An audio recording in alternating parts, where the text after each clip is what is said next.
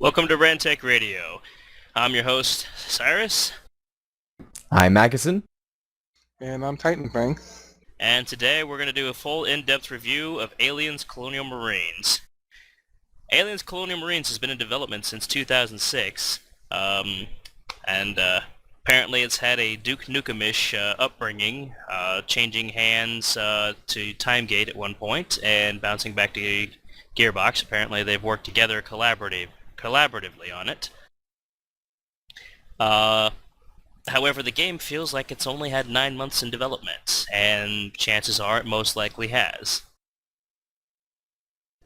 I just don't know what happened. It's just awkward.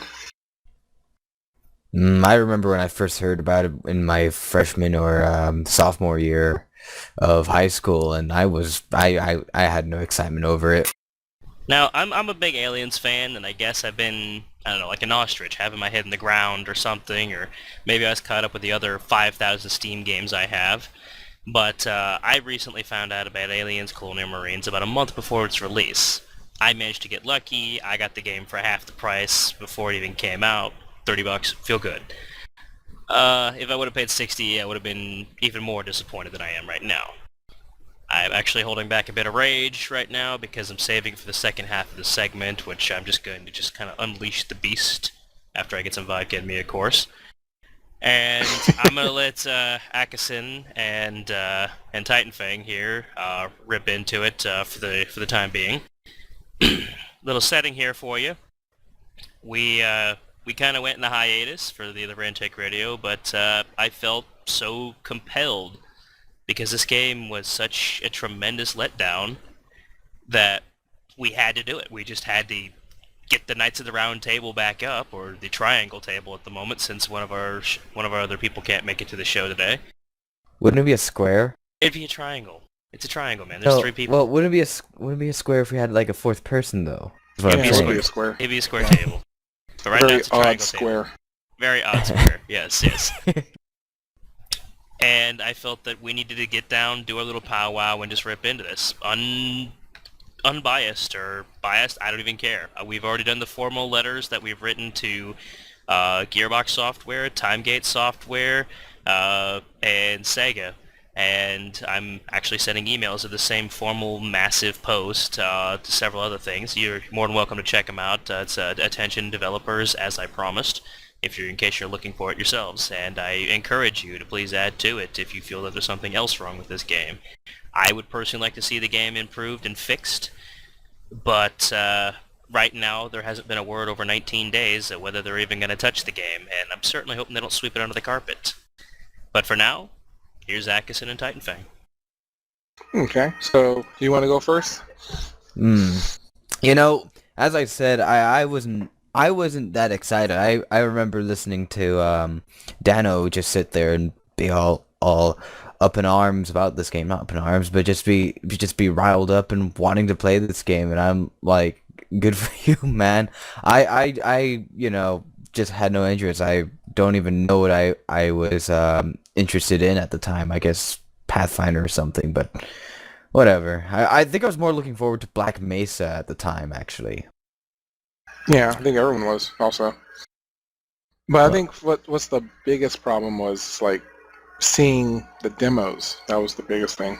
Oh man, you speak of that stuff. I saw those things, and when playing the game, I'm reminded to some extent of Oblivion's tech stuff, not tech demos, but when they were showing that stuff off. When I was younger, I used to watch the developers commentary for Oblivion with Todd Howard just sitting there and talking up about how awesome this game was, and the stuff looked awesome. It's not like the stuff you look in that stuff is any different from what you see in the game. It's just that the stuff you're told, the stuff you're promised, and then what you play, it's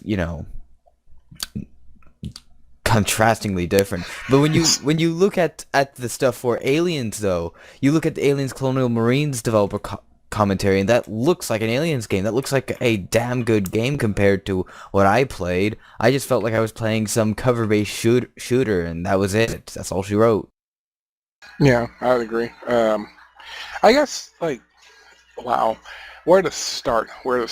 As a concept artist and also freelance artist for anything, um, artistically, looking at the tech demos and then going from that to the actual game, I feel sorry for all the artists that took their time drawing out sketches, and also the fact that I think, if I remember correctly, they Hmm. had the original concept artists from the movies help with all of the backgrounds and things like that.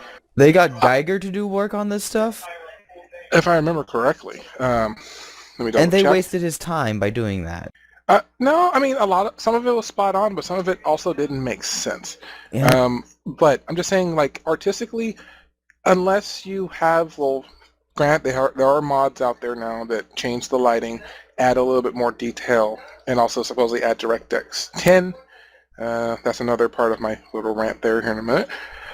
Um, it's just, it's lacking. It doesn't have the Hmm. atmosphere when you play it stock. It has no atmosphere whatsoever. It's too shiny, too bland, too clean. I'm like, where is the dust? Where is, like, walking around, you're gonna see particles floating through the air, or this, like, mist or fog or whatever in the atmosphere, like in the demos. I'm like, where is this demo? I want to play that. I, that's what I want to play. Um, Now, looking at the detail of the characters and whatnot, yeah, they spent some time, but looking at also at the tech demo, they spent a lot more time on that. Uh, the guns in the customization looked awesome, but also, like, some of the backgrounds, there's some missing textures. There was missing, missing textures, missing elements that which didn't really feel like they were part of that. Like, if you look at the table, the console table, in the so which area was it? Actually, the one where you had, like, the one somewhat last stand, more or less, but it's not really a last stand. Is It this was like at Hadley's Hope and the whatnot? yes, actually right there. Yeah, I think I remember. And you look down at the table, it looks like, and you look at the reflection, it doesn't look like anything that's even part or even resembles anything in that area.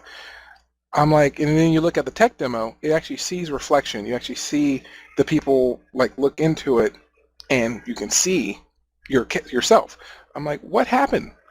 Where did the money go? Why did it look so amazing in the tech demo, and then when they're upon release, it looks horrible? I mean, I remember when demos were the most horrible things known to man, you know? And Right. and then whenever the game finally came out, it was this polished gem. It was beautiful. It was great, you know? I mean, what happened? I mean, that's my biggest thing. I mean, artistically wise, it was not beautiful. It was not going to grasp me. It's not going to sit there and immerse me in the whole aliens atmosphere. You know, I mean, watching the tech demo, well, another thing, compared to the demo, you had other Marines with you in that tech demo. All you get is, like, one person, O'Neill. Oh, that's a sad excuse for AI in a Marine character. Now, with that, I mean, you sit there, you're immersed around all your friends in the tech demo, and you're watching your friends getting picked off left and right. That feels like, just watching the video makes you feel like you're in an Aliens movie. Not in this one. A Not lot of at different, all. and it's just, I just wish I know, like, me personally, if I was on their development team or even working on this project, and I release something like this, I mean, you have to think about it. You have to put this game on your resume, saying, yes, I work for a AAA title company. I worked on this game, and then you have to sit there and be like, yes, I worked on Aliens, Colonial Marines, and they'll be like, what happened there? That's the last thing you want to talk to another employer, or you try to get hired from another company, and Right. sit there and explain what happened when they know it flopped. You know, that looks really bad on you. I Because, don't I didn't even think of that.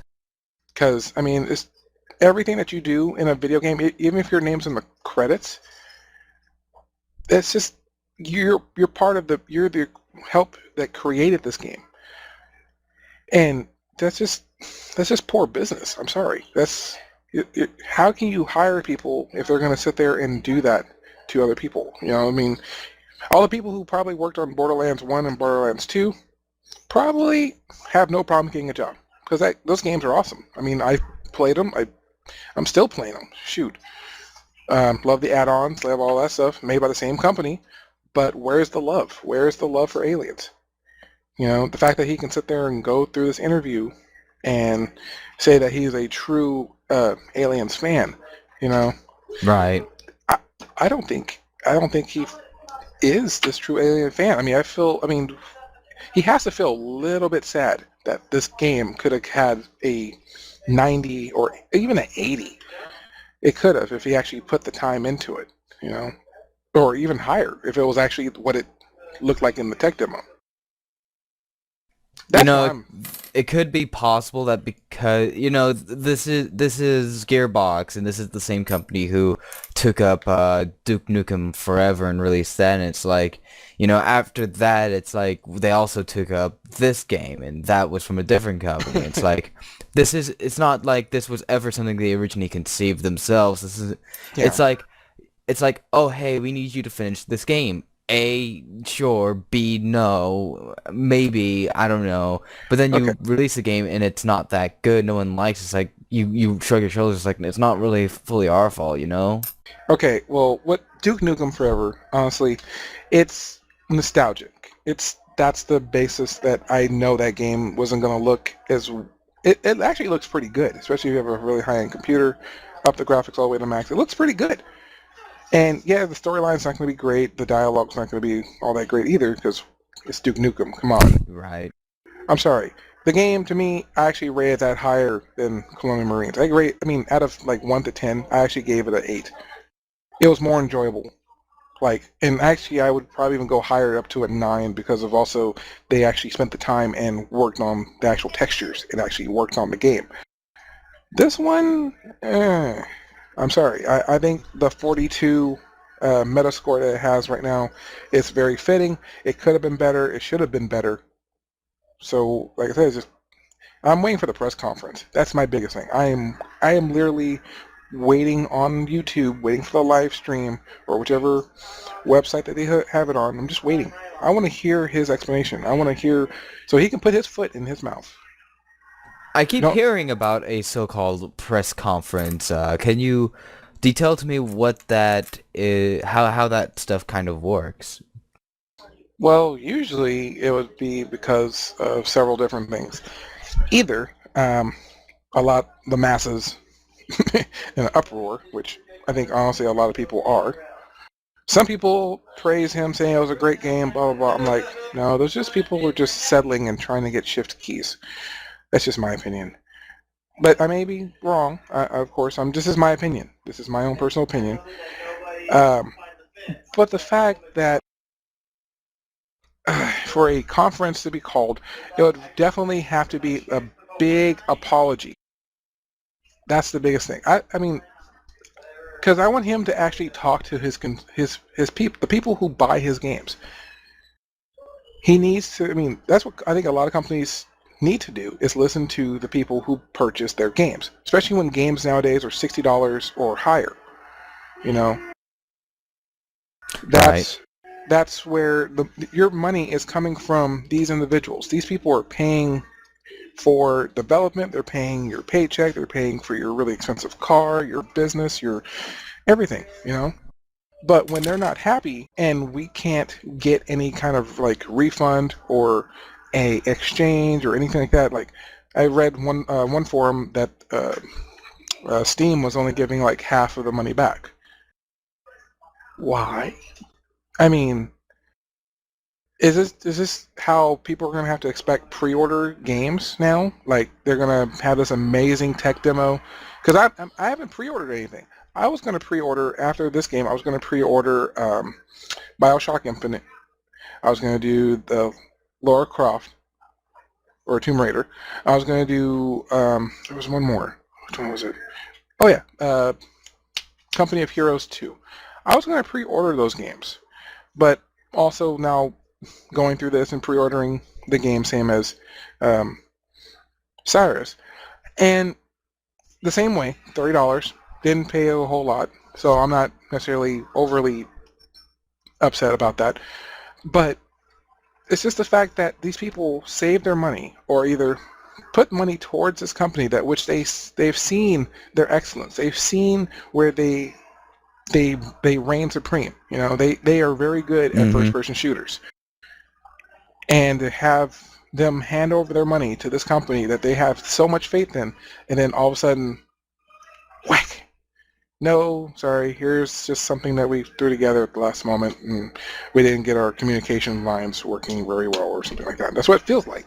It was rushed. It was like, and yet they had 6 years. Wow. 6 years in development. Something must have happened in those 6 years, you know. Because, I mean, I've seen indie companies like who have like maybe 3 people. Like, have you ever watched what's it called, the indie game movie? Like, those people I haven't worked seen on, that movie yet. It's an awesome movie. You gotta watch it. I mean, those individuals worked on their games. They polished those games to the nth degree. Whoever gets that reference, you're awesome, right? Now, and it's the fact that these people put their heart and soul into this game because they know they're not backed by a lot of money.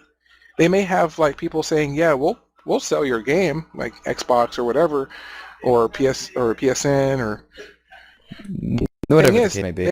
Whatever the case may be. They have the fact that they have to sit there and work a million times harder, 24/7 sometimes, or even like 16-hour work days. You know, they're putting their time, they're investing their own money into something that which they feel will actually sell. You know, and it's disheartening saying that people sit there and complain. It should have been out like a month ago or whatever. It should have been out yesterday or blah, blah, blah. It's like, no, these people are sitting here painstakingly doing everything. The concept art, the story, the programming, the structure of the game. They're doing everything by themselves. They don't have like what every other AAA company has, thousands of people. And this drives me to drink. Yes. See, hey, take a shot for me. I've got a tall boy right here. I've got a tall boy right here of Hello, my Jose own custom Cuervo. concoction. Come here. Now, Bailey's, Kahlua, some vodka, a little bit of Everclear. This shit tastes like 2% chocolate milk, but damn, it's potent. All right. We don't necessarily condone, like, we don't always drink on these kind of occasions, but this is a very heated and personal, like, it's just, oh, please, think angry video game nerd. The game is so bad it makes me want to drink. This is my rolling rock, gentlemen. Nice. I think he would be proud. Remember, kids, don't drink and yell. Or else you might lose all your drink. No. But, no, it's just the fact that, like, these people are putting this much sweat, tear, blood, their whole life is on the line for this game to sell on release day. You know, whereas the AAA companies, they have the funds, they have the material, they have the everything to do this, but yet they always keep dropping the ball. There's a lot of companies that keep dropping the ball. Personally, I think indie developers are doing so much better than big-time developers right now. Yeah, that's why for me, like, I don't work for any company. I actually, since I've been out of college, I've done more freelance stuff than anything, and I'm actually working on 2 of my own video game titles right now. So, yay for me. But because I don't feel comfortable working with a company that if they're going to put out something like this, it's just not going to look good on my resume. I mean, I wish I had the experience. I wish I had the knowledge of working with other individuals who know a lot more than me. But I've also found forums. I found other people like I can connect to either via Twitter, Facebook, or LinkedIn, and things like that, and I can talk and pick their brains without necessarily having to work for them. So, which is an awesome thing. Not saying it's not for everybody, because trust me, I'm using a lot of my money right now.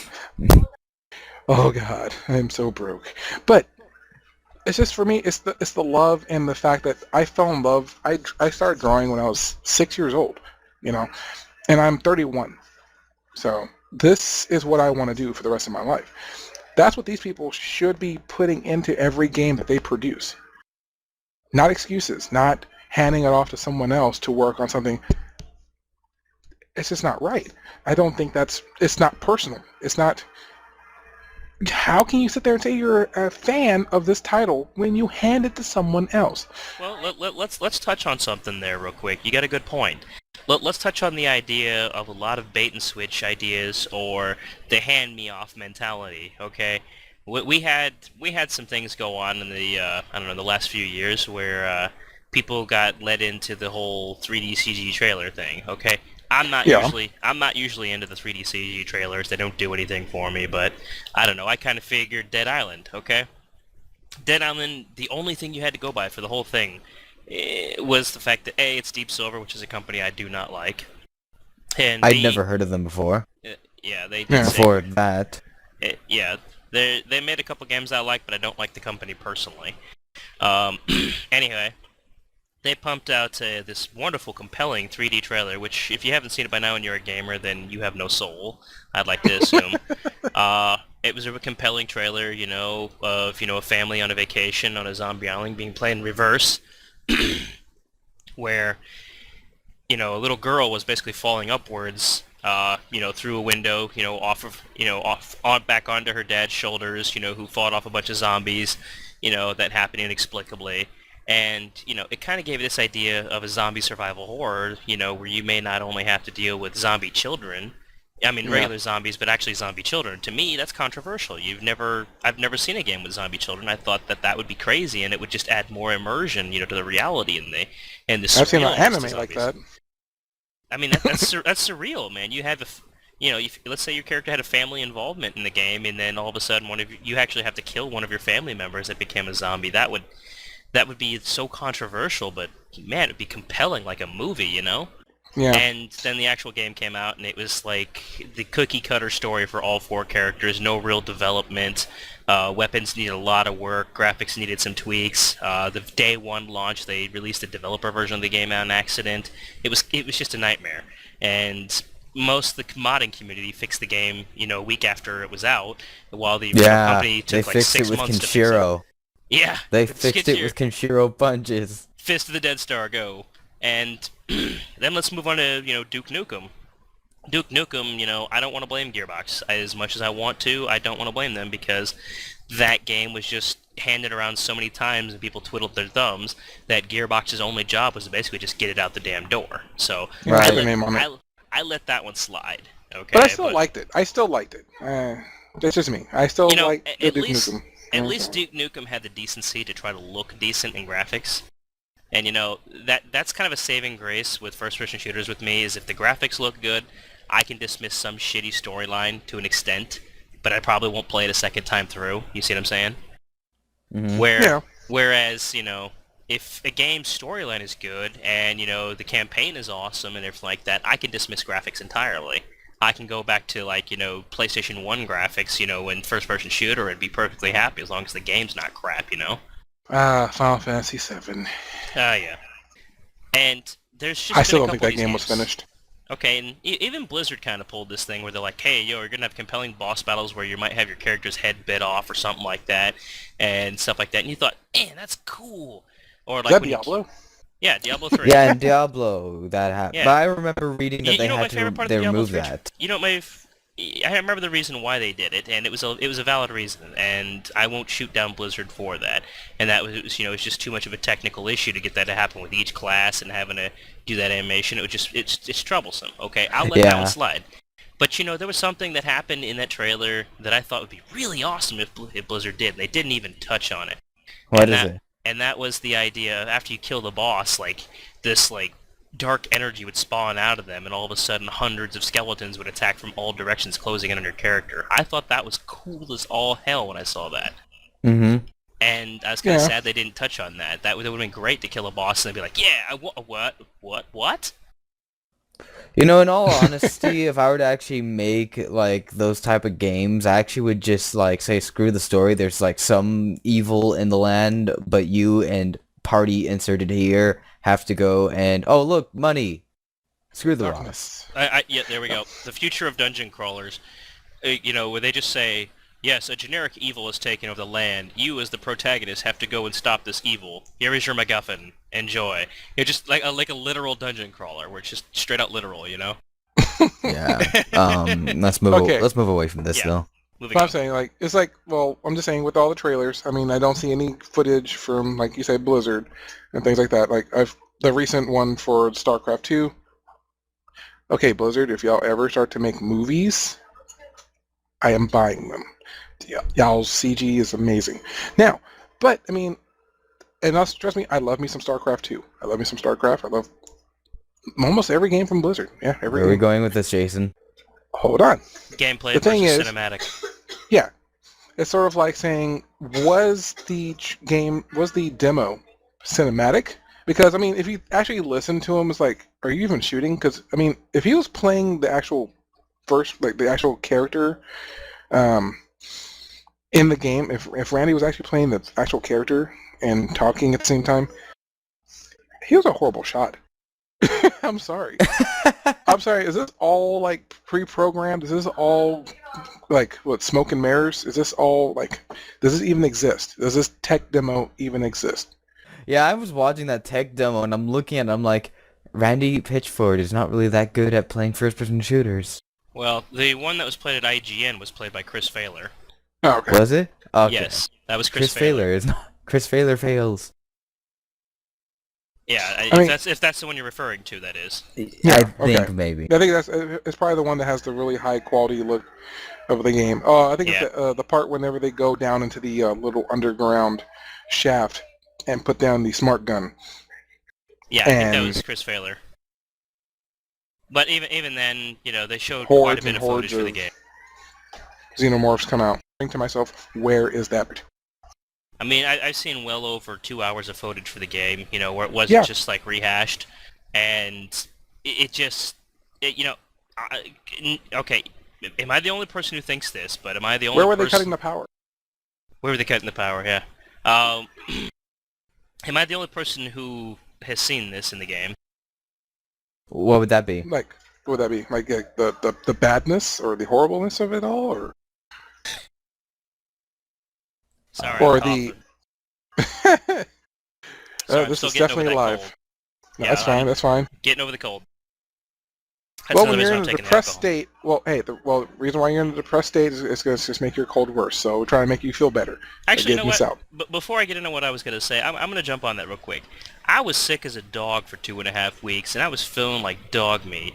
And I was thinking, man, some Killing Aliens game is going to be awesome. It's going to make me feel better, even though I feel like shit. And then the game came out. It just made me feel more like shit. It just made me like, what the hell is this? Yeah, you were gone away from your computer for 2 days because you're that sick. Oh yeah, it's terrible. I don't leave my computer, man. I'm attached to this thing. I mean, you get a $27 gaming laptop, and you're just kind of like, I am the board. Resistance is futile. No, but I mean, am I the only one who noticed this with video games? But name any other game that you've seen more than 20 minutes of non-stop gameplay. Like, you what do name you one? mean? Like you know, gameplay footage at like an E3 conference or whatnot. The longest I've seen, aside from this game being an hour and 45 minutes non-stop gameplay, an hour and 30 roughly, because you know I don't count the assholes talking all the time and hyping I would say it. a Mario game. But the longest I've seen is like Diablo, where it was like 18 minutes 32 seconds or something like that. Uh, Usually they cut away a lot. It's a lot of jibber jabber. But you know, these guys were actually showing gameplay and then talking at the same time, and I was like, okay, this is the most gameplay I've ever seen in one single video sitting. Yeah. And you know, that's what made me feel, okay, well, this has definitely got to be genuine game content. And that's why it hurt even more, is because, you know, you have that much exposition on a game, and then, you know, what? Whether it's 2 years or 2 weeks later, the game turns out to be vastly inferior.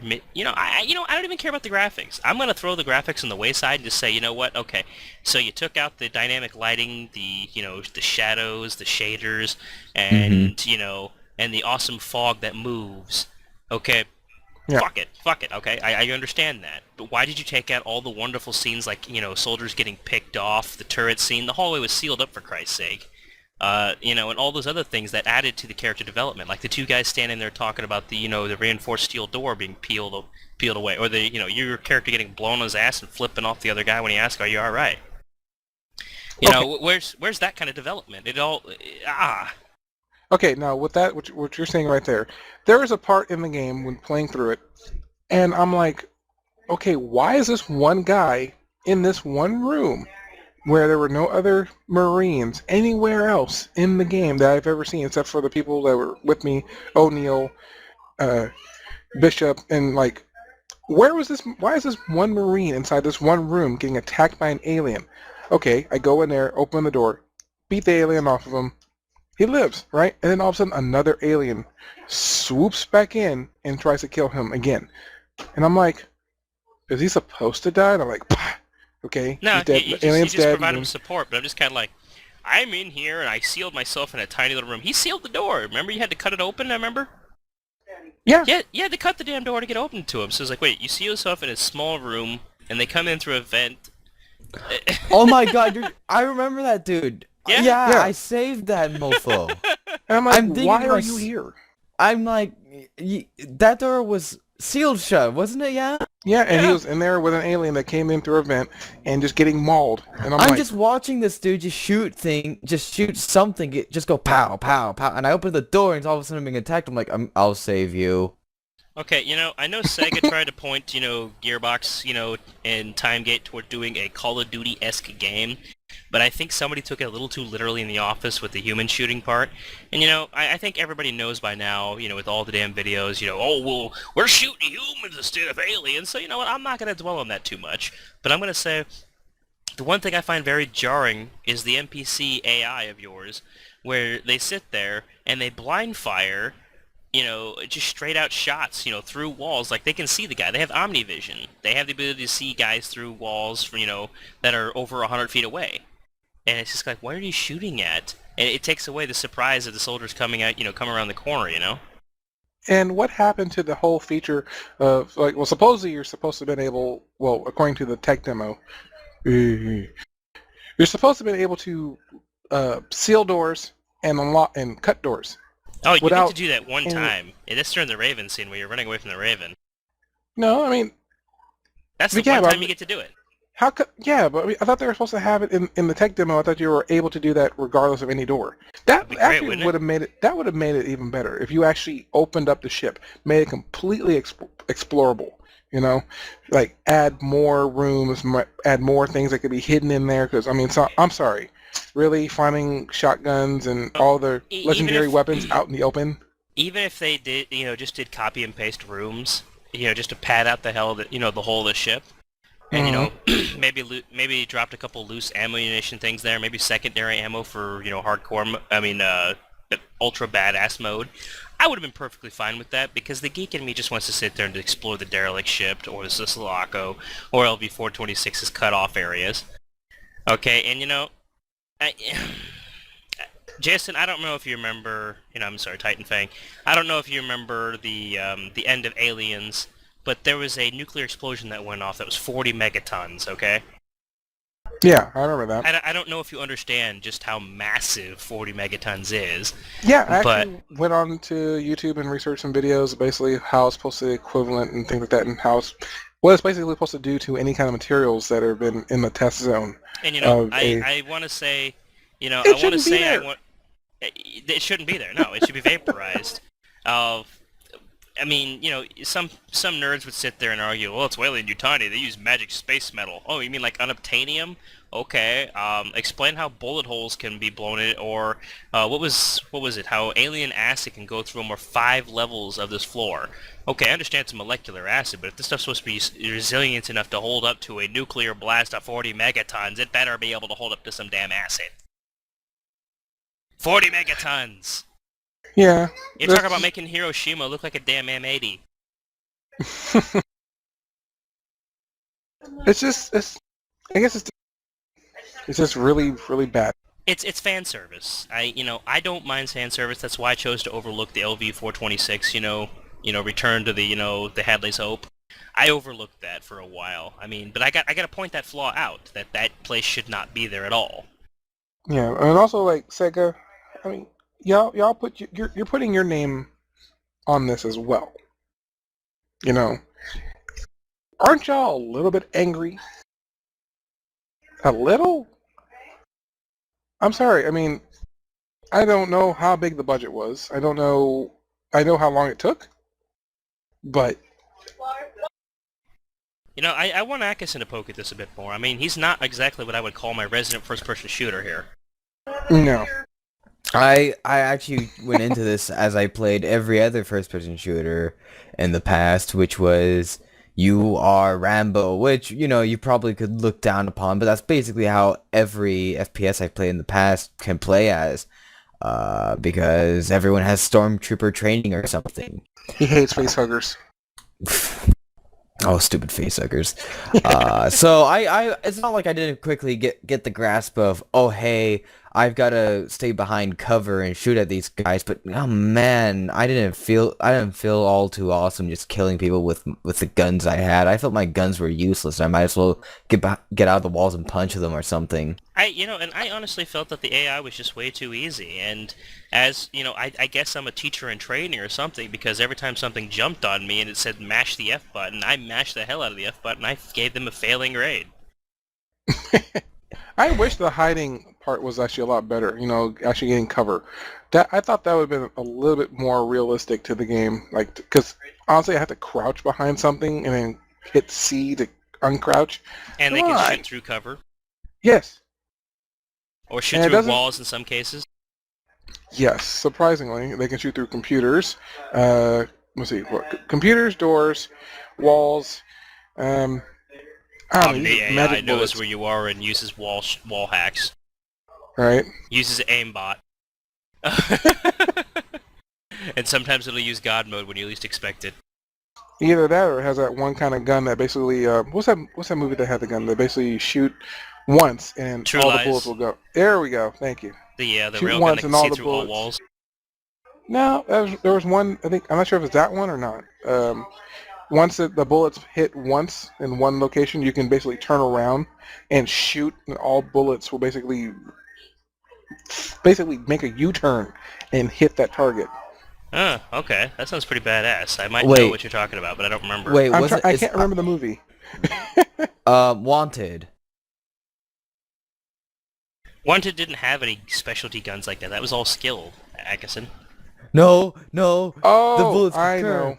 I know what it was. It was guy, I gotta do a call for this kind of question. Oh yeah. It's another movie that's based similar to Aliens, except it deals with bugs. Starship Troopers. Thank you. I think that was it. But that's the original thing of all granddaddy to sci-fi and No, space it's not. marines. Yeah, it is. The novels, man. Do you know how old Starship Troopers is? No, actually I don't, because honestly Like the movies are some of the horrible. 1960 fucking something, man. Starship Troopers is pretty damn old. Then they should have spent a little bit more money on their movies. But you know, I got a kick. Oh no, I like the cheesiness. Cheesiness. Yeah, I like the B movie feel, but that's another thing I gotta touch on with this Aliens vs Predator. I mean, Aliens Colonial Marines game. I'm sorry, this game. I almost said Alien vs Predator, and this game is too bad to compare to even that. I'm the guy who loves a B movie. Okay, I like watching a movie that's just absolutely shitty. Just for the sake of laughing. But this game is so poorly done that it's not even laugh-worthy. It's just kind of like. You had all these resources. You had 4 major actors from the movie. You had, $60 million supposedly, according to the rumors, getting kicked around. You had Fox's approval for canon. This writer who supposedly wrote the script for the original game supposedly wrote something that was TV script worthy and actually made Alien 3 a better movie. Well, guess what? None of that script apparently made it to the original game because that script for the game was terrible. It's like they used maybe a 20th of his script if he did write some sort of script for this game. They had the original sound effects, ripped from Fox Studios, even though I could swear to God that there's a xenomorph death animation sound that sounds like the boar squealing from World of Warcraft. Am I the only one who noticed that one? Yeah. Sound or whatever the hell. You know the one, right? Okay, that was actually probably the best part of the entire game, was the screams of the humans. especially if you set them on fire. I mean, Oh my and God. not the sound, That's satisfying. like, what's it called, evil or evil or whatever you want to call it. Oh, Or we're I gamers. just, We're allowed to sound I evil. know. I mean, those are some of the best screams ever from people from just humans in a I video was game ever. I was honestly convinced That when was, people were set I on will fire. clap. I will clap to that. Yeah. When I set But people on fire, there are some screams in there I was just kind of like, wow, they really got a guy to scream like that, or a gal to scream like that, and I was just like, holy shit, that's convincing. that I will say is really actually some of it's actually pretty good. The little chatter they have in between like CG movies or whatever. Um, is I got a little bit of the atmosphere from the actual voice acting in comparison to the 2010 AVP. You know, that was very bland, very You know, watered down. out of all the models in the game, am I the only one who thinks the one done for Lance Henriksen, aka Bishop, looked the best? Actually, yeah. Bishop looked great. I mean, he was solid. I mean, that's the best thing about Lance Henriksen is you don't have to do facial animations, and you got him because he didn't have any facial animations hardly in the movies. Right. He was just a solid character, but everybody else They had was more just kinda time. They had more time to spend on his details and his actual movements of his. It's just I don't know. I think Well, they could have done the so much animation, with this. the facial animations really did remind me of Half-Life, and I'm not talking about 2. I'm talking about like the stiff, like, just go ahead and move, Freeman. You know, and I'm just kind of like, really? This is supposed to be a $60 million game, and Is I'm it really not 60 one. mil? 60 million is the supposed rumored price that has been kicked around. I don't know whether to believe it or not, but I'm gonna tell you outright that if I spent $60 million in a game, or even $25 million, okay, let's just say it was a $25 million game, just for shits and giggles, okay? If I spent $25 million on a game, I expect it to at least exceed the quality of Half-Life 2 at this particular point. Maybe not in story, but at least in some aspect. Some aspect. Take one thing and beat Half-Life 2 in it. Come on. Half-Life 2's been around for, since 2004 or whatever. Am I right, Akasen? I don't know. But just to shoot that one as a ballpark, and this game didn't even bat an eye. 60 mil, man. And I think about the two games I'm working on. I'm funding them basically by repairing computers This is, for at that point, change. Jason, at that point, it's what would you do for a Klondike bar, except for it's what would you do for Right. 60 million, Shoot. What kind of game could you make for $60 million? Could you make your 60 cyborg robot game that with where interplanetary battles with the actual terrain detail damage that you talked about? Oh, probably, definitely. I don't know, but I'd make my way to Japan. Ah, $60 million you would be buying part of Japan. I'm sorry.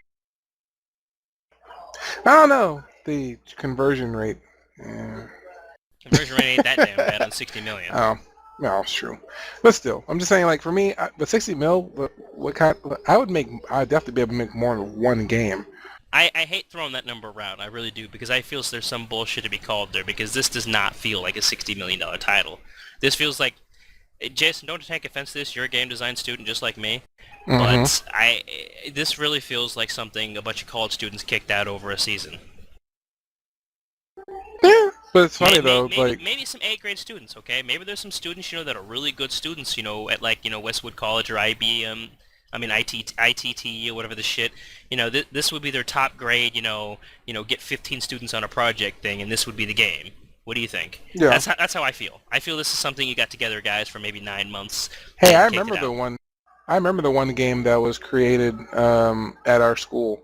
Well, it was sold to another company. I don't remember which company it was sold to, but it was Bane of Yodo. So we might be seeing that out pretty soon. So that'd be awesome. I know I'm taking over the second half with ranting, but I got to ask both of you a good, genuine question here. Yeah, man. Consoleization. Okay, this is a controversial subject here. Consoleization. This is Unreal Tournament 3 engine we're talking about here, okay? This engine has been around, and it has withstood the test of time since what? Quite a few years now. It's been over half a decade, okay? That's the engine they used was Unreal 3. So yeah. Okay, I mean, I can name 30 titles that are better than this in graphics, okay? And I can name 15 titles that are worse. well, I already know one. Crisis! No, Crysis is Well, its own Crysis is engine. its own engine. Yeah. Yeah, they know the ins and outs of Wow. their own engine. This definitely proves the fact that he does not play a lot of first-person shooters. So No, now, shut up, Okay. you. Batman Arkham Asylum and Batman Arkham City. If you guys have ever seen that on PC with its graphics topped out, and if you don't have it, I'll be happy to buy it for you. But if you've seen the no. game topped out, that even the game on medium graphics is better than this. And those are people who had a commitment to getting this done with quality control. And I honestly feel that the excuse of, well, we had to knock down the lighting and shaders and shadows and ultra realistic fog and whatever, to make it work for the minimum memory on consoles. I'm like, just how small is the memory on consoles for Xbox 360 and PS3, really? Because I've seen some pretty damn impressive shit come out on both consoles, including Uncharted 3. Okay. Okay, I'm going to add to that right there. Have you seen Uncharted? Just let me ask you, have you seen Uncharted? I haven't played Uncharted, but Yes. I've seen it over at Bryce's, and it looked amazing. It looked great for a console game. And I just honestly find it, a load of horseshit that anybody says that, that whatever they were running at E3 was way too much for, for the consoles. And even if it was too much, why did you not keep the PC version for that, for the counterpart? Why did you let us get gimped down? Because you wanted to be cheap and you wanted to do across the slate, downsizing of resources? Okay, you didn't only piss off the console market for, knocking it down and, doing a half-assed job of optimization there, but you really insult the PC gamers because you're like, okay, everything you played at the, at the E3, that we could have ran and then some. We could have ran that at 60 frames a second in our sleep. You really underestimate, the gamer PC's capability, and if you think that, there's a lot of people you want to hit a mainstream target for, you need to make a low-end graphics setting, and you need to make a medium graphics setting and a high-end graphics setting. If you can't do that, you shouldn't be making PC games. End of story. Yeah. Terra Online, for example, uses the Unreal 3 engine, and has a breathtaking, amazingly visual game. I'm sorry. And the fact that I don't... Yeah, I'll admit that too. But there's just the fact that they are using this very powerful engine. They could even... I'm pretty sure the conversion over from 3 to 4 would have been that hard, because it wasn't really hard before, even with 2 to 3. But 6 years, money, don't even know where all the numbers went. But it's just, why? Artistically, why? Why is it so bad? Why is it visually so bad? I didn't feel immersed in the game whatsoever. Except for only time I felt immersed in the game was in the sewer. That was it. Well, we had no weapon. Did you read the theories at the bottom of the formal post of where and what might have happened with this game? Part of it. I basically... Well, you know me. I get really agitated. I get headaches, because of my stress levels are already high and whatnot. I just don't feel like basically flipping my brand new computer. I just had to basically beg my parents to help me with, because I'm trying to make this game. That has nothing to do with what I just asked you. Oh, I know. Avoiding the subject. Yes, I am avoiding it because it's a very touchy subject. I mean, I posted multiple controversial views based off of me, Akasen's, and Titanfang's analysis, and also reading stuff on forums, and also reading these reviewers' so-called, information leaks from, the company's, respective, employees. And I don't know what to believe, but this just seems like a game that the best rumor I believe so far, in my opinion, is that they were handed $60 million. A good chunk of it went towards advertising and hyping the piss out of the game. They sent it over, to get worked on by TimeGate, and then they worked on it back themselves, decided a lot of things were not working the way they wanted it, and decided, okay, look, hey, we got a deadline on Borderlands, 2, and then we got to get Duke Nukem, out as well, so we need to put that on the back burner for right now, get these 2 games cranked out. Oh shit, we're hitting our deadline on Alien Colonial Marine now. Okay, we need to crank this out. How many guys we got left? Okay, there's still a few guys finishing up on Duke Nukem, a couple guys working on that. Yeah, they took on more than they could chew. And, I don't care who to blame at this point. I don't really care whose fault it is, be it Timegate, or be it Gearbox. Both of them are equally responsible in my opinion, and I don't care. I'd rather just somebody fix it. They could Fix have the just pushed problem. it back. They pushed back freaking Duke. No, actually, they probably couldn't because they've already asked for extension already one time before on Sega, and Sega was getting kind of pissed off about that. So, Uh, they were already stretching their limits as is. They've already asked for one extension on it, maybe two. And, this is a game that was already considered canceled at one point and got put back onto the flame. yeah, I So, mean, you kick around $60 million, you expect results. Okay, I mean, you kick around $25 million, you expect results. I'm just going to pull Figment numbers out of the internet because most statistics are made up on the spot anyways. Eh, but I, regardless of the outcome, I just want to see somebody fix it or release a software development kit and let the guys I want to say gamers, but I want to say the guys like you, the guys who went to school for this shit, or the guys who spend all the time sitting at home, doing this stuff as a fan base, fan service. Let them play with it. Let them do it because obviously the guys who worked on it had their chance to show their vision and they failed miserably doing it. So let the fans do it. SDK. Software Plain development kit. Release it. Give it. Yeah, I mean, it's no hassle on y'all. Basically, y'all can, if it's made free to the public or whatever. I'm pretty sure that I don't. Well, I'm not really sure how that works actually. If you use SDK information in comparison, like to, well, some people hacking games or whatever, but I don't know. It's just SDK, as long as you're not making money off of it, is usually perfectly fine. Fox has put a cease and desist on anybody making outside titles based off of their franchises. Say, like, you're using, like, I don't know, let's say you're using Crisis Engine. You want to make, an Aliens mod, right? Okay. mhm. They're gonna put a cease and desist order on you right away.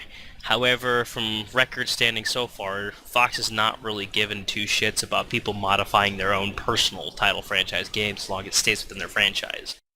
Right. The problem is that Rebellion Entertainment refused to release this SDK for their last game, which was the AVP 2010, I think. Yeah. And people are now thinking, well, there's no way in hell they're going to release, Gearbox is going to release an SDK. And I think, okay, well, if they talk to Sega and they talk to Timegate, if any one of the three companies knows what's good for them, they'll package up the SDK and send it out. I don't care if they got to clean it up to be user-friendly for people, or, And they or can whether keep updating it. or they can just package the whole damn thing in a zip file, everything that they have, their sounds, their plugins, and everything like that, is a big sloppy-ass mess, and just post it on the internet and let some nerd, play around with it, repackage it, and make it more usable-friendly for everybody. One way or another, it will get done, but somebody's Right. got to release the resources. Because I'm pretty sure that a lot of people with, well, the advancement of technology, people using Wiimotes now for motion capturing, things like that, and using the PS3 camera, or no, using the Xbox 3 camera for that kind of stuff. The I think individually, like as a company, with the resources they have, they can do a good amount if they actually focus all of their attention on that title. But Which when they they're not start gonna. outsource, yeah, but when they outsource it and things like that, they don't communicate very well with these other companies, that's when things go horribly wrong. Well- Now, with the SDK, if that was actually possible to obtain, that right there would give basically anyone who has a computer and a knowledge of video game design, programming, animating, things like that, and that's a lot of people that could possibly fix this game. Yeah, and something you have to also think about that a lot of game companies don't think about. They think, well, if we release the SDK, we no longer make money off of DLC. Okay, well, Really? that may or may not be true. Okay, I'll give them that. However, there's one thing they're grievously overlooking, and that is when there's an SDK out and there's people making continuous, community content for the game, that keeps the game alive and constantly selling. And which would you rather sell? Would you rather sell a $15 SD? I mean, would you rather sell a $15, $15 DLC or something like that, or would you rather turn around and sell another $60 copy of a game for the next 5 years? Look at Minecraft. Well, look I at mean, Diablo. a lot of mod. Yeah, I mean, Look at Diablo 2. Diablo 2, it used to have like 30, 40 different mods that I knew of. Okay, Median XL and Median, were the ones that won out ultimately. But Warcraft 3. there used to be tons of mods for the game. Okay. Warcraft 3 had some mods too, yeah. And, there's so many mods that keep games alive. Games that have been long forgotten about by most people are still selling to this day because mod communities keep the shit going. I And mean, the simpler things in life personally, are think about this from a resume typically point. free. Think about this from a resume point on both ends, though. Okay, you're a game designer, okay? But Yeah. you're not professional. You don't make money from No. what you do that much, okay? No. Okay. However, if you sat there and did modifications to games and whatnot, you get your name out there, and somebody higher up, sees that, or you just put that on your resume so you can say, hey, I made this mod kit for a game, and here you can check out some of the content. They see that on your resume, and they see you more qualified because you've actually done something and have material to show for it. Okay, so Yeah. one, it perpetuates game designers. Two, is that it keeps perpetuating the sales in a game that is already considered an abandoned, an orphaned project, shall I say, because they've already put it on the shelf and they said, forget it, we're not doing any more updates or we're not doing anything else, we're just going to leave it that way because we've done our part. And, Yeah. those are the game developers I hate the most, is the guys who release a game and say, okay, see ya, game's out. That frustrates me. I mean, that really frustrates me because, I mean, these people either, well, one, have a passion for this line of work. They have this drive to create something, like, I know I have this drive to create something, I've always had this drive, to create something of my own and see it move on a screen and interact with its own world, that which was originally in my head, Granted, they've been given the ability to recreate a part of a movie that which there was a big giant gaping hole in the storyline, and they had a lot of chances to really flush out the storyline, give more to it, and also probably even re-spark the whole franchise, like the franchise line entirely, by throwing in this little monkey wrench that one of the, like, spoiler, whoever hasn't played it, whatever, that one of the characters from the original movie was still alive, and then you're gonna sit there and wonder, why It's is not he even still considered alive? a spoiler at this point. It's I know. there's I know.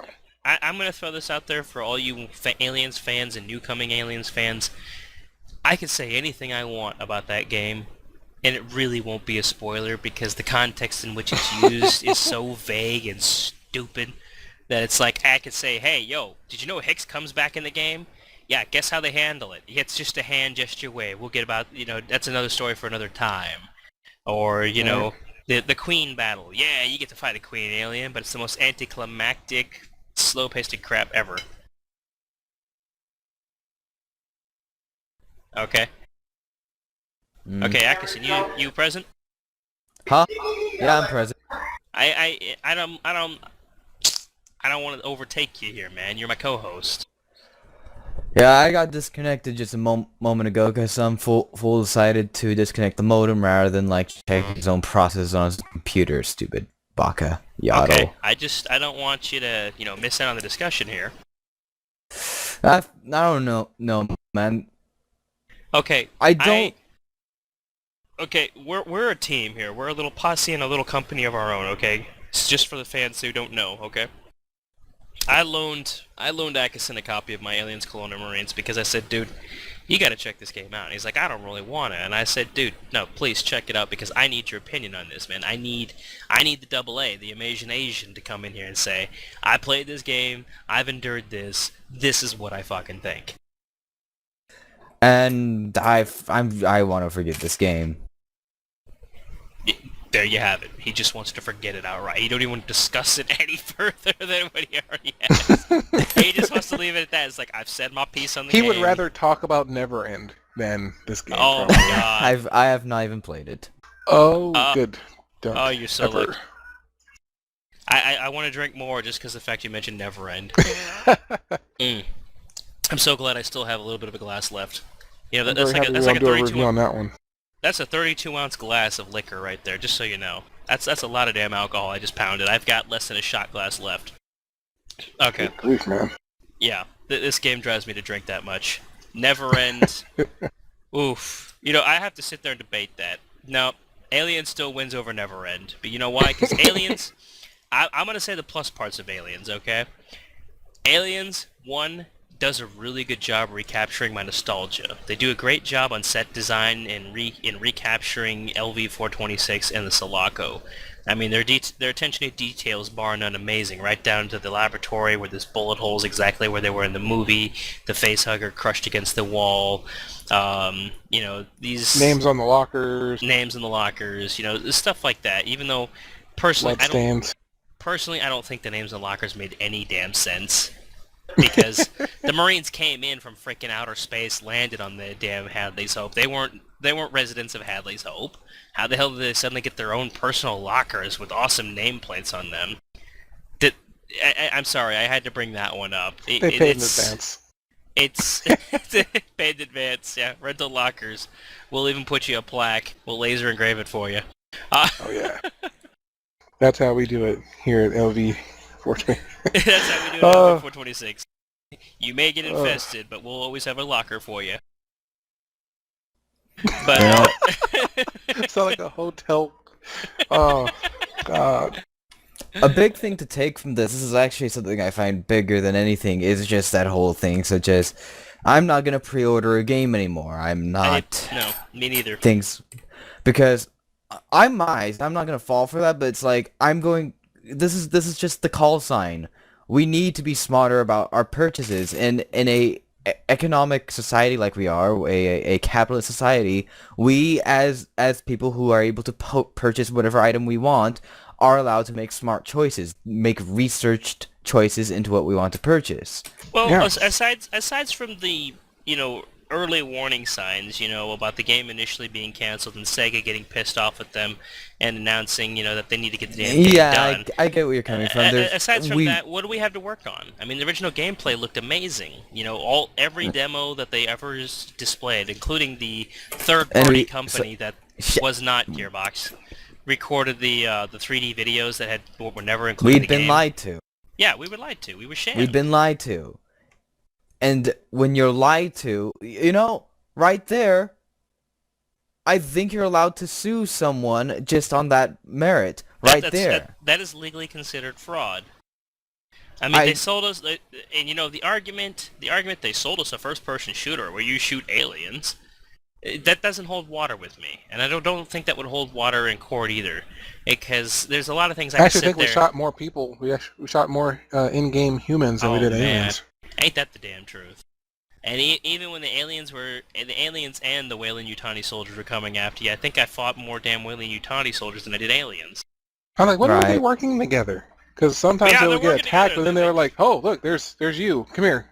I'm like, both of y'all? Really? I swear I wish I would have frapped my first playthrough, because I swore I saw one of the xenomorphs pat the guy on the shoulder and say, hey, yo, check it out. We got a Colonial Marine over there. Let's go get him. I swear to God, I saw that. And they both turned towards you. Right when I picked up, what was it? When I picked Vasquez's smart gun up, I swear I walked outside, you know, to where there's, you know, the PMCs versus the xenomorphs, and they're like, hey, look over there, check it out, we got a Space Marine. Oh shit, let's get him. All right, they both turn and they just stop everything they're doing, beating each other's ass to come get me. And so. Let's get on to what really should be a big thing to talk about, is what do you take from this game, not as an Aliens game, not anything else, just as a video game and a sign of the market? I take this as a decline in video game production and customer service quality. I'm starting to believe that video game companies are starting to realize that, hey, we can pump out something with half the work and half the effort, still sell it for full price, and the fans will buy it as long as our marketing is deceptive enough. And I hate saying that, because you have to understand, to us, we don't hold a lot of things sacred as video gamers, okay? We don't put a lot of things on a podium. It's not what we do. Okay, I've had a few games on my podium.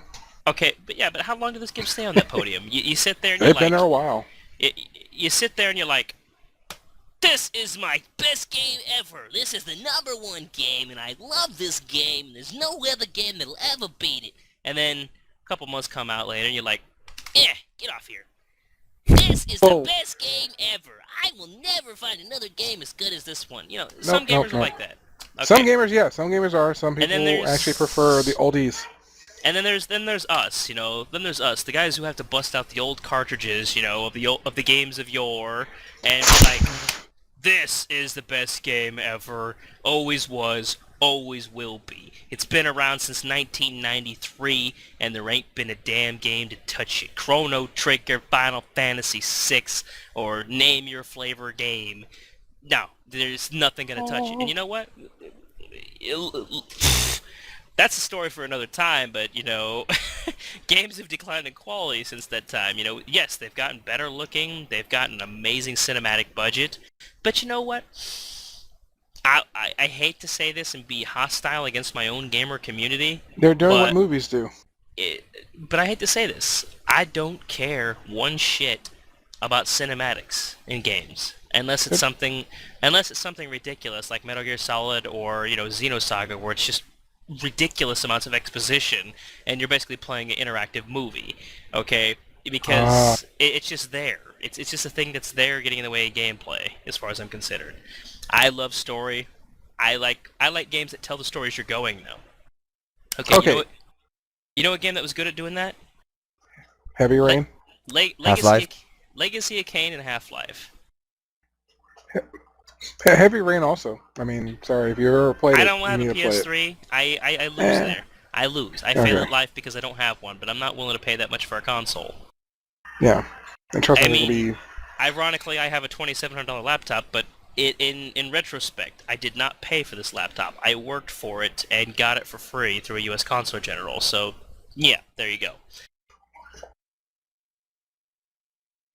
I need new friends. I need more friends. Wow. We all need more friends.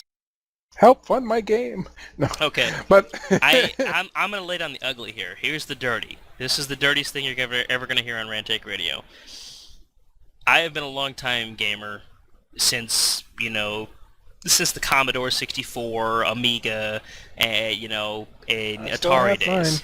mine. Okay, and I have loyally stayed fans of video games ever since, and this is the straw that broke the camel's back. There's been a lot of things I've watched get rehashed and resold to me and done with inferior quality. Yeah, it looks better. Same Just for 'cause- movies. Just because you polish a turd doesn't mean it's better than the original turd, okay? And that has you been know, busted. That has been busted. Yeah, you can polish a turd. Thank you, Mythbusters. Thank you. Yes. You can polish a turd, unfortunately. And that doesn't make it not a turd, you know? And I have to honestly say, I have 154 games in my Steam library right now, okay? I have almost no interest in playing them now because I've been turned off that much from video games after this, because they just took... Let me just say this. I have come to realize I don't hold a lot of things sacred. There's nothing I put on a podium. But I've come to realize that I've also underestimated just how much of an impact Aliens has had on my life. It was one of my favorite movies, and I didn't even realize it until I sat there and realized, man, I was pumped for this game. I didn't have the hype train. I didn't have nothing. I didn't have a whole lot to work with aside from one damn video I watched. And it was like somebody just took everything I've ever liked, put it in a glass jar, and smashed it with the biggest, heaviest thing they could find. They just took a rock and said, "Hey, I heard you like this," and it was devastating. I mean, I'm sitting here with the Aliens quadrilogy, you know, the box set sitting here, and I went back and actually watched all the movies before this review, and I was like, man, I never realized just how much I liked Aliens. I liked Ridley Scott because, you know, he had the psychological horror thing. I liked, you know, James Cameron because he had the, you know, the faster pace, you know, action roller coaster swarm, oh my god, they're coming out of everything mentality. You know, I'm going to say I kind of liked Alien 3 because they tried to do the Alien thing again, but it was just so slapshot because it popped through 3 directors. Whatever. I liked Alien 4 because it had that campy, you know, comic book, you know, space pirate feeling. It almost kind of felt like an episode of Cowboy Bebop with Ripley in it, okay? And I liked all of those movies, okay? Hmm. Given they kind of break canon, but you know what? Fox don't know what the hell they're doing with their own franchise anyways. They're always just kind of like, let's do what sounds cool with our franchise. Okay, we want to do this with our movie. Well, that doesn't make any sense. It doesn't matter. We have the money. It's our license. Go do it. If you don't do it, we'll find another director to do it. And that's how they work. That's how they've always worked. And, if it sounds cool to them, they'll do it. Okay? And I don't mind them adding on to the Aliens universe. And I We don't don't hate mind the tweak. We don't don't mind the fact that don't hate me, Aliens fans, when I say I don't care that they brought Michael Biehn back. Personally, I think he was the most wooden, stiff, most bored actor in the entire game. And he just felt like he didn't really want to be there. Like he almost knew what was going on. He's like, "Oh, great, we're here again." Da da da da da da da da da. Everybody else had better voice acting than him. I mean, even O'Neill, Mr. Nugget, even Bella. even Bella, I mean, Bella felt like an NPC AI, like he was just reading off a script, and Michael Biehn just felt like, hey, let's wake him up, from the back office, tell him to get his ass in here, throw him for a couple of rounds of recording. Well, I don't want to read this. This doesn't sound like my character. Just read the damn lines, Michael. And, it just, okay, fine, I'm Okay. reading it. Yeah, it just felt like that. It felt very forced. Okay? In it, Lance Henriksen does his job great. Okay? I will never, I'm not the biggest fan of Lance Henriksen, but god dang, man, he delivers his role no matter what he does. He plays Bishop so well. Detached, he doesn't have to try. He breathes Bishop, okay? But it's like they took, I would have rather had Hudson come back. Okay, do you guys remember Hudson, Bill Paxton? Game Yeah, over, man. Oh, well, that's yeah. just fucking Game great. Now over, what are we gonna man. do? I liked I would rather have him in I there. liked Hudson. Survive. Hudson made me feel great because he was. I mean, anybody who knows the background behind Bill Paxton and James Cameron have a great relationship in the past from other movies that they've done. And he said, hey, look, I'm working on a script, the sequel of Alien. It's like, oh, great, why don't you just put me in it? He was just joking. And James Cameron calls in a couple days later, and he's like, hey, why don't you come on in we're going to audition you for Hudson. What? Okay. And he comes and he does. He's like, man, these lines are terrible. His character's so obnoxious. The fans are gonna want me dead, before the end of the damn movie. They're gonna want me to be Xenobait. And he turned out being one of the most lovable characters in the whole damn movie. He was the pressure valve, to take some tension off of the movie because sometimes it got a little too tense. And Comedy relief. yeah, I loved him. But, he just kind of reminded me of Count by Myself in a way, where he just kind of takes a situation and just throws it out the window, just says, man, this is some old bullshit. And I loved him for that, because everybody else is just being like the super serious, Marine grunt or amateur, Marine, that, they were just such a stark contrast. And then you have this guy who just represents, like, the average Joe in the movie, you threw the Yep. average Joe in armor, and there he is. That's Hudson. That But was Hudson. yeah, I'm just saying you just don't get that feeling like from. Well, I'm not even sure why O'Neill is even O'Neill. Like, O'Neill was the wannabe Hudson. I'm going to be perfectly honest. He was the guy that they tried to use as a comic relief, but unfortunately the dialogue was not written well enough around that character to really make you give a shit about him. yeah, I mean, Bella was just kind of dropped in, it's just kind of an after that. Oh, hey, look, we just met this gal. Oh, what's wrong with her? Oh, look, a xenomorph facehugger. Cool, guess what? You're dead, bitch. We don't even know who you are, and since I'd have no previous engagements with you, I don't know a thing about you. I really couldn't care. I hope you all we know die. is that they dated or And they then chat. all of a sudden, I'm like, ooh. we go on this big adventure to try to save her. And I gotta point this one out. This one I'm gonna point out since you guys don't have aliens fresh in your mind, okay? Yeah, In this game, they told you when they got to Bella, well, we can't remove the xenomorph because it becomes a bacterious, cancerous infection that infects your lungs and your liver and all that shit. So if we remove it, you still die anyways, okay? You guys remember that line, right? yeah. But we Okay. have the cure for cancer. Okay, let me point something out for you. I know some of you guys don't consider the movies after Alien 2 to be canon, but guess what? Fox made them canon, so suck it up. Alien 4, they started the damn movie off, and They went in and just cut it out and yanked it out with a pair of metal chopsticks, for crying out loud, and they yanked it out. It wasn't even a thought to them. They're like, oh hey, let's just yank that thing out and laser her back up, and boom, we're done. Okay, I suppose I'll lay this out here for the ultra geeks out there.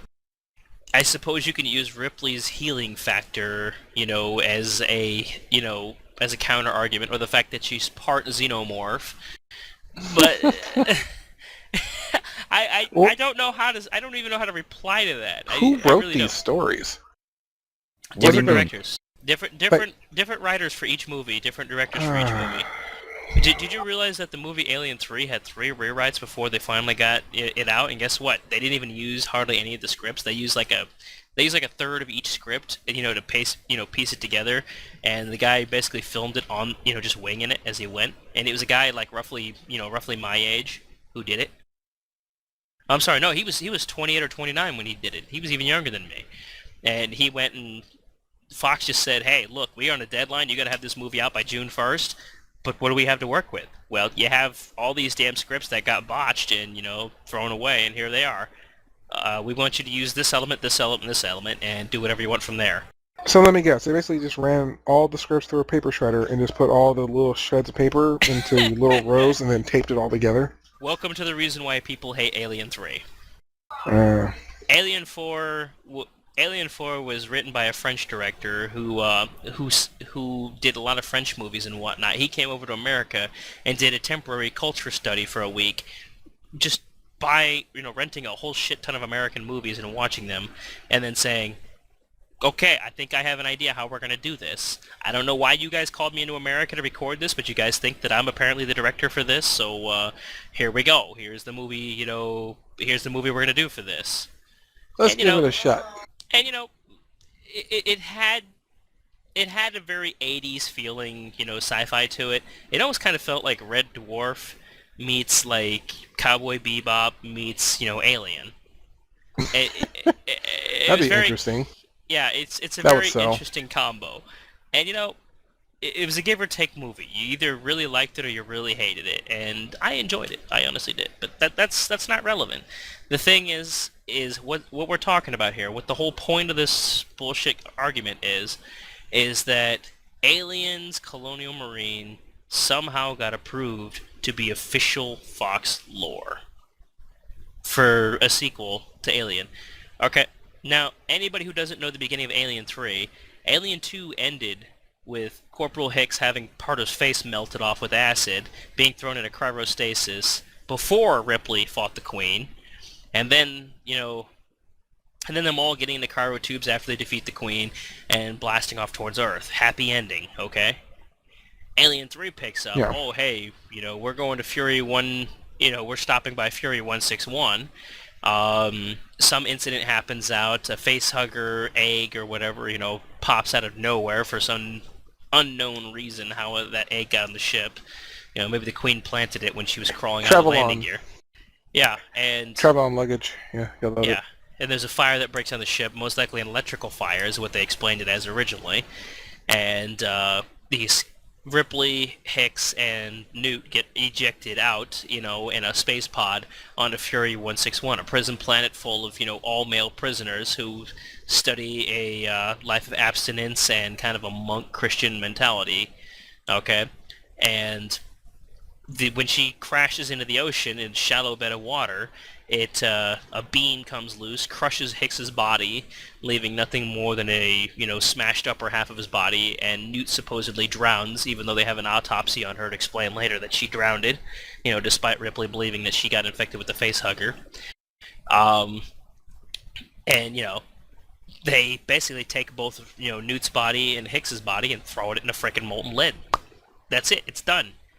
Okay, now, the original concept, while they were first working on this movie with the younger director, is they found Hicks's head, as a plaster mold from Terminator, and Michael Bihn's face from Terminator, and Yeah. they made a mold of him, a mock-up of him, and they were gonna have a chest burster bust out of his chest, from there, as the beginning. And what was it? A female friend of Hicks, who happened to, know part of what was going on there. She called him And he's like, oh, fuck no, they can't, you can, they can't have me, get killed off like that, an alien come out of my chest. There's no damn way, no damn how.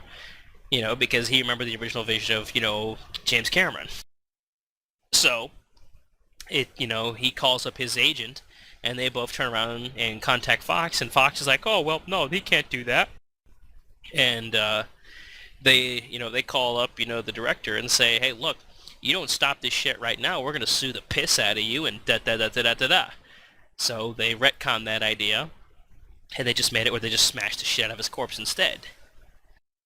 And, apparently Michael Biehn got a payoff for it. I don't remember if it was that big or not, but he got some money for that, okay? For that incident. Because it was just, it was an embarrassment to, his character, or whatever he believed in his character being, after Aliens. So they basically killed off two characters right at the beginning of the next movie. A lot of people got pissed off about that, by the way. And, because the original envisionment for James Cameron was to have it where they were supposed to head back to Earth and have kind of a happy ending. Okay?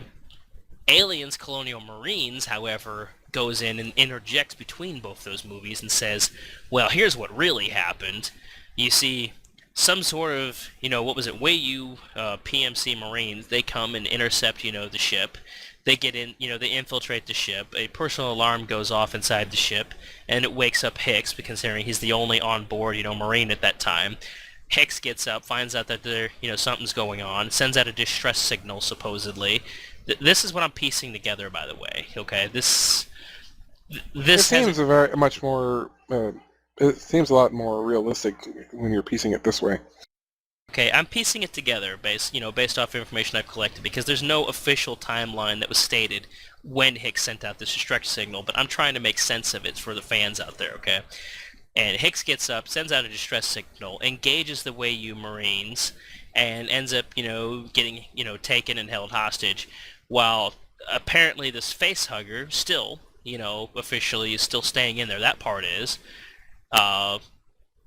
It, has an egg on the damn ship, and I'm going to assume that Hicks kills one of these PMCs and throws him in place, in his cryotube, and that, that PMC is what gets sent off in a tube, in the ejection escape pods right before, all those escape pods get bailed out, Ripley, Newt, and Hicks.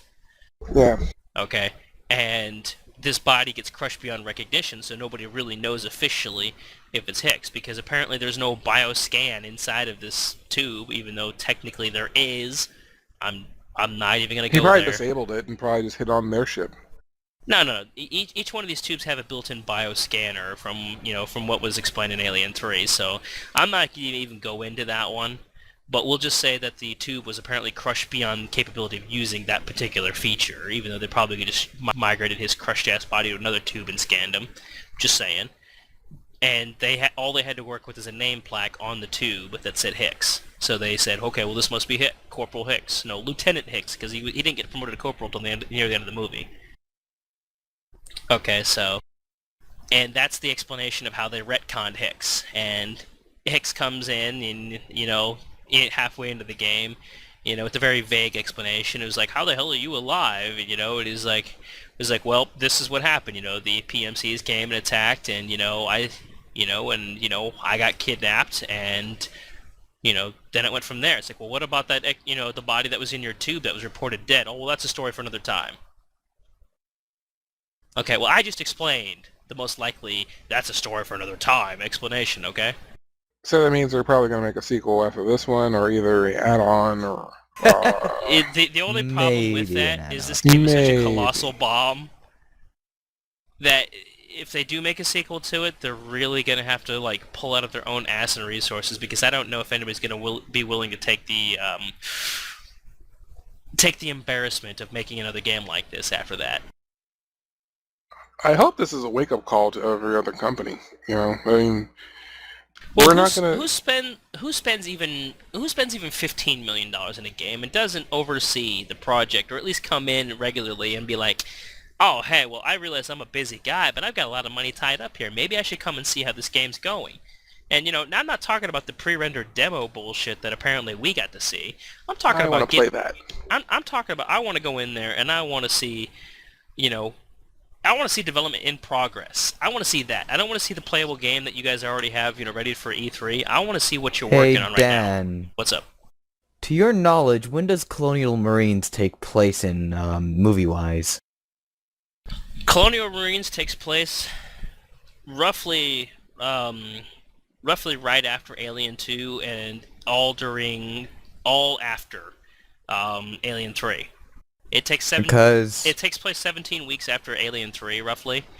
So all of Alien 3 has already occurred and done. the The thing reason to why I keep say in after Alien 2 is because if you're counting the distress signal, if you count the distress signal, that was right after Alien 2.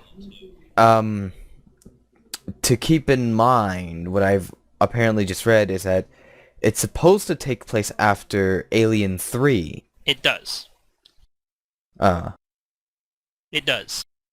It borrows from elements of Alien 2, but it takes place after Alien 3, because Alien 3 only happens in the course of 4 days, okay? The entire incident of Alien 3 takes place in 4 days, but a lot of people don't think it happens in 4 days, they think it happens in a day because they don't see a lot of people sleeping. And because the director's Where do you cut... see people sleeping in movies? Yeah, well, it's wasted footage, is what it is. Nobody cares when people sleep. They slept in Uh, Aliens. Yeah.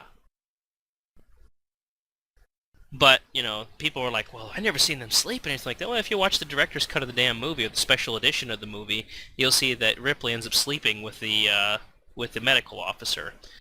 Okay, so that's already 1 day discounted right there. Okay? And then you gotta pay attention to the rushed timeline on Weyland Yutani saying, hey, we'll be there in a couple weeks. Oh, nope, never mind. We'll be there in a couple days. And, it gets rushed on the fly. But that's something for another time to explain. I want to hear more on what Jason's got to say here. mhm. Just, I don't know. I'm actually playing the game right now, and just looking through here, looking at some of the details. They got some of the things right, some of the things, and also, it's just frustrating. I just don't feel like, I agree, I don't feel like reserving games or anymore, after this. Because if this happens again, that's like a big upset. That's like,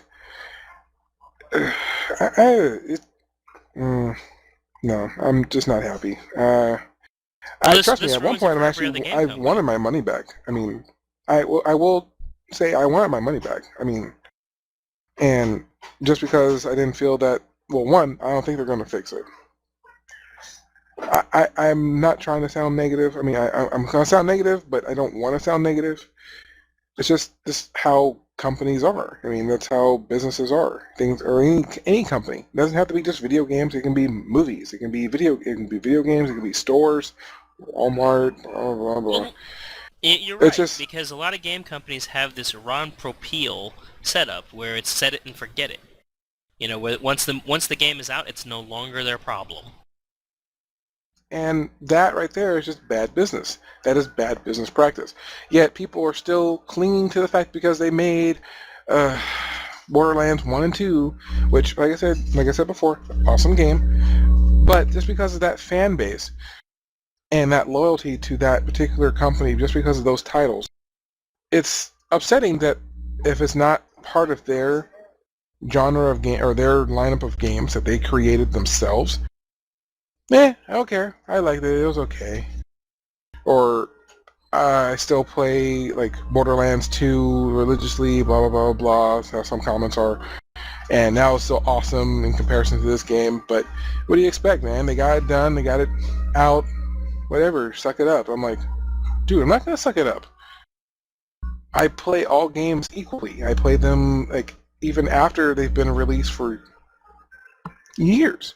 I have I have floppy disks of like a lot of original games. I have CDs, I have DVDs, I have I have the actual physical copies of some of these games, and I also have digital of those games because I know that eventually those are going to get messed up some way or another. And I just want to state, I never played Borderlands 1, I never played Borderlands 2, I don't care for Call of Duty, and I don't care for Crysis, so it's just like, it makes it really hard for me to want to even think about buying Borderlands 1 and 2 after this, because it's just kind of like it's a slap in the face.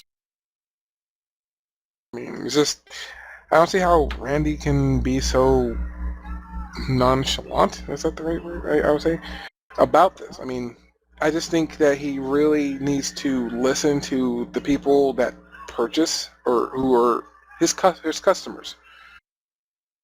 You know, customers always right. We're not happy.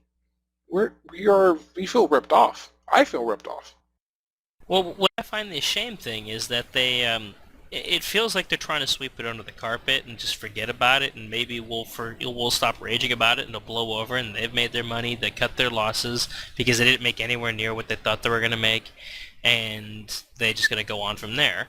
If we don't stop this now, more companies are going to follow suit and just do this. They're going to basically say, here's our tech demo, here's our amazing looking, highly gloss, shiny, pretty, gorgeous game, and then all of a sudden it's like, I've already it permanently looks so pixelated. I've already permanently boycotted Squaresoft since Final Fantasy X. Until they make their Final Fantasy 6 or 7 remake, I'm not gonna buy anything from them, because every Final Fantasy that I've played, afterwards just turned out to be something that I didn't care for. No, I didn't buy them. I played them at other people's houses and whatnot, and I just didn't like them. And Yeah, I mean, right now they're already up in arms trying to fix their online game. yeah, and I feel this way. I feel this way about a lot of game companies. How That game doesn't work.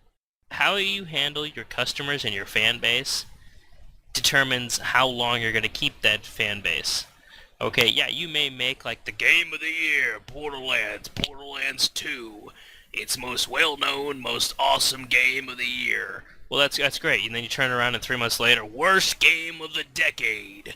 It's hard to keep credibility at that point, especially when this worst game of the decade happens to be a major AAA title, from from a franchise that's been around longer than the company has, and probably longer than some of the developers have. And Feels like E.T. yeah, it's terrible bad. I mean, yeah, okay, I admit this game could be a lot worse. Okay, Yeah. let's suck that one up and take that on the chin. This game could be way worse, but it does not live up to shit. The game doesn't even live up to 2008 standards, much less 2013. Okay, and I hate to be a dick about that, but that's how I honestly feel. I've played games in 2008 that looked better, ran better, and had a better storyline, had a better everything than this. Okay, let me ask you a question. Now, with one of the mods that are out there that's on a mod database .com, awesome site, check it out, people. But there's a mod on there that's actually supposed to give it DirectX 10 support, and also I think 11, but it's more of 10. And it's also supposed to improve the lighting and the overall appeal of or appearance of the game, right? Doesn't fix the AI. Yeah, we know. The AI I is don't think horrible. it gives it DirectX 10 look because, I don't know, DirectX 10 would look better than that. And even then it doesn't fix the No, dynamic lighting that the game originally had.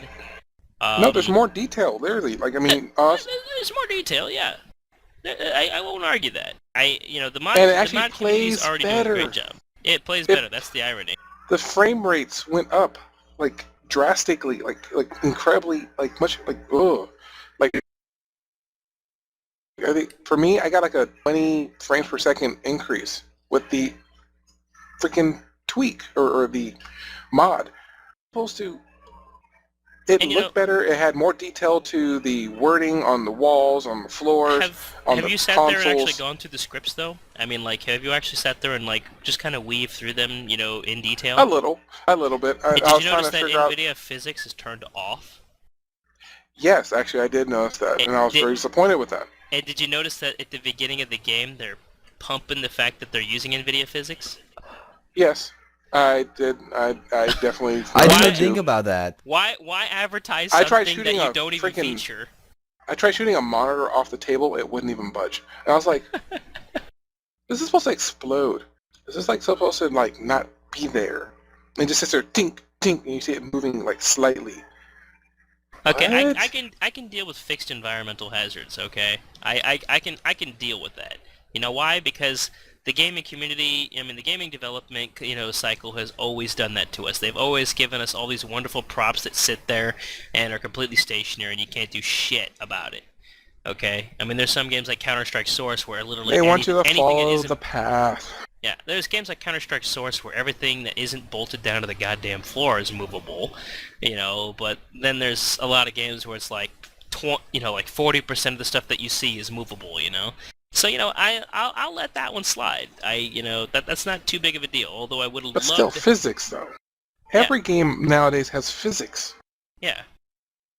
But when you have Especially... the game physics turned off, I'm Yeah. just kind of like, why do you even have it, promoted? You may have had... Why did you even use Why do you use Unreal 3? Why? They are like... It's known for its physics. Why? That's where I get angry. There's too much. There's too much that isn't done on this game. And, even if you go through... you don't have to know anything about scripting. You don't have to be a genius with stuff. Just start going through the INI files if you're some sort of mild geek. You want to get curious about the game, start poking and prodding there. Okay, check those settings. They're not even in the menu. They're not even in the settings options. Okay, and you'll see that there is a lot of shit that looked like it just got canned, or just not used outright in the game. I mean, look at the video card settings. You try to force a higher video card setting on there. Most video cards within the last year or two, or maybe even 3 years, are not even on that list of video cards on their thing. And these are well-known cards like the 580, or the 680. None of those cards are on there. Okay, I mean, it's ridiculous. Let's see, physics is turned off. Let's see, certain dynamic details are not turned on. Anisotropic filtering, is kind of, slipshod. I could go on about that, but I'm afraid some nerd would sit there and pick me apart, like, no, it's this is on there, this is on, okay, let them. Everyone has their opinion. I mean, that's how it works. That's how this is a rant. Yeah, this is a rant. I'm the ranter. You guys are here to listen, okay? You guys want to rant? Get your own damn rant show, okay? I'm ranting too, so I don't know. I mean, we're already sitting. We're already sitting here in an hour and 36 minutes, and I haven't even gotten into my rant yet, okay? I'm icing the cake that Jason's laying here, okay? I'm frustrated. I mean, ugh. It's I know I keep repeating myself, but it's just so much money. So much. I mean, it's just, ugh. Well, let's just hope that they learn from this. Let's hope. And that's too easy. That's too easy, Jason. I mean, well, I know. I appreciate your spirit, and I'm sure they love your spirit. But me, I'm not letting this go. This is not something I'm just gonna say. Let's I'm not learn trying to from let this go either. I'm not letting this slip underneath the carpet, because if I let this slip past my quality control standard, then Oh, that's something I was going to bring up too. What happened to the beta? Was there even a beta? There was no beta. There was in the 6 gameplay years' demo. time. There was not even a tech. I mean, there was no beta. No. See, No beta. I mean, come on. There are so many games. I mean, I was part of the Terra Online beta. I was part of that. I've been a part of a lot of different beta testing. For like StarCraft 2, Terra Online. Congratulations, Gearbox Software and Timegate Software and Sega. I'm out of alcohol finally.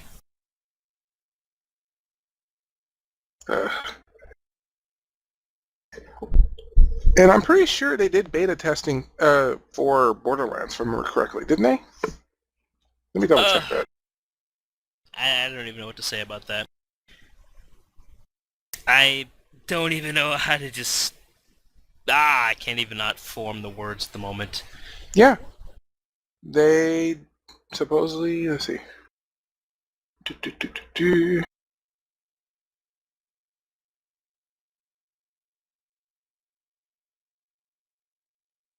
Judging by this, I think they did actually have beta tests for it. So why not for this game? Because this game had a very sloppy background. As a matter of fact, I'm gonna bring your old brother into this Let one, me double okay? check it. Let me I, double I check think it. they procrastinated the shit out of this one until the last moment and said, okay, well, we need to get deadline done. How many months do we have to work with? Well, we have about, maybe a year, maybe 9 months. Okay, well, we still got guys on this team, this team, and this team. We'll just divert... We'll just divert the third stream backup team out of this. Well, what about these guys? These are the guys who did this, and they did an excellent job. Well, guess what? You're the ones on the team now. But we don't even know... Just get over there. I actually don't even think they even knew how to use the Unreal Engine. I would not be surprised. I mean, I don't know. how do you downsample a game that much? I mean, there's not enough anti-strophic filtering. There's not enough. No, Dude, technically there was physics. Dude, there's not enough forced anti-aliasing in order to take away the jaggies. The jaggies are there. I could put the game on a 720 screen, and it still look like shit. I could probably put it on a regular TV at 480, 640 by 480, and it will still probably look like shit. And I don't... No, I'm gonna get off the graphics thing. I'm gonna get off the graphics thing because that's never been important to me. I'm pointing that one out because that's the biggest complaint. Okay? Bugs. Yeah. Oh my god, I'm sorry. I got a checklist of bugs here. You wouldn't even believe it, guys. Whenever my games even get to the point of beta testing, it's gonna look horrible. I'm sorry. I already know. I mean, I'm gonna try my best to make it look like at least a little bit decent. Okay, you know what? I've officially decided to forego the Mega Rage rant. I've been wanting to do it, but I think I'm kind of complacent from how much alcohol and wonderful chocolate I have in my body now. So we're gonna sit here and do this. We're gonna go down the bullet point list, and Akasen, I want you to chime in here too if you're still alive. Chime. Okay, good, Yep, you're still excellent. there. Excellent. Okay, so we're gonna start off going down the bullet point list one by one, and each one of us are gonna say something about it. Okay. Number one problem with this damn thing, just working down. These are not in priority, by the way, folks. I'm just naming off them in sequential order, okay? Not of what's that's the biggest problem versus the smallest problem. There it is. I might be slurring my words a little bit. That was quite a bit of alcohol. Yeah, I bet. Okay. Dark blue-hued, creepy lighting. The re-release version, got, light, fog of war, and Call of Duty-esque, sepia hue in many places. It didn't have the same, dark blue, moody atmosphere, and it lacked the fog of war that came with the game. As much as I fucking hate fog of war in a game, as much as I hate it, because This game needed it. This game needed it. This game needed that, that foggy, that creepy atmosphere, maybe the shit just kind of leaking up from the floors going... Even just to hide the imperfections of things like the big black square that which supposedly aliens come out of. Yeah. That would have been great. I would have noticed it. I've been like, oh my god, this is so creepy. Just like Silent Hill creepy. Akasen. Okay, that's why Silent Hill did it. The high imperfections. Your thought on that? And also because the system itself couldn't handle it. Mentioning the whole blue hue, I probably should have just had I'm blue dabba dee dabba die on loop, maybe. Oh my god. Okay. The mod does it. Adds it in. I like it. The mod does a good job. Although I can't get my recent tweaks to the mod working, so I'll have to retweak that later. Anyhow, moving on. Akasen, you have anything to say about that? The blue hue, creepy lighting, dynamic lighting, effects and all that? Nah, nothing really. Okay. Marines being plucked off in combat around you. While there were dead, injured Marines lazing about the maps, there was zero risk to your NPC Marines. We understand that they're critical to the story, supposedly, but where's the cannon fodder Marines? Where's the red shirts? Where's our obligatory Marines being plucked off left and right around us? I felt like the game was trying too heavily to sit there and be like, you're a total badass, Yeah, but you're not a badass in the Alien universe. You could be Duke Nukem and run in the Aliens universe, and them Xenomorphs would be tearing your ass apart. And that defeats the whole purpose of the goddamn game. Okay? Xenomorphs are supposed to be that species where you go in, guns toting, grenades tossing and everything like that, and it don't count for shit. Your technology, your tanks, your vehicles, it doesn't matter because everything's supposed to get fucked up. I mean, it's what xenomorphs do. Xenomorphs take a situation and they screw the hell out of it. They rape a Also, situation. they make them seem very like dumb. I'm sorry. We'll, They're we'll, supposed we'll to get be. to that. We get to that. We ain't there yet. All right, all right, all right. Okay, we're addressing each issue as we go down. Okay. Okay, okay. But we're lacking cannon fodder Marines. Guys getting picked off here. Okay. That's I supposed to mean- add the fear to the game. Yeah, I mean, where's my guys coming to support and then just getting plucked off one by one? You know, add more. You know, I'm sorry. You think the game is too easy because you have 8 Marines with you? Okay, fine. Add more xenomorphs. I guarantee you that they're not going to be able to kill them all. Okay.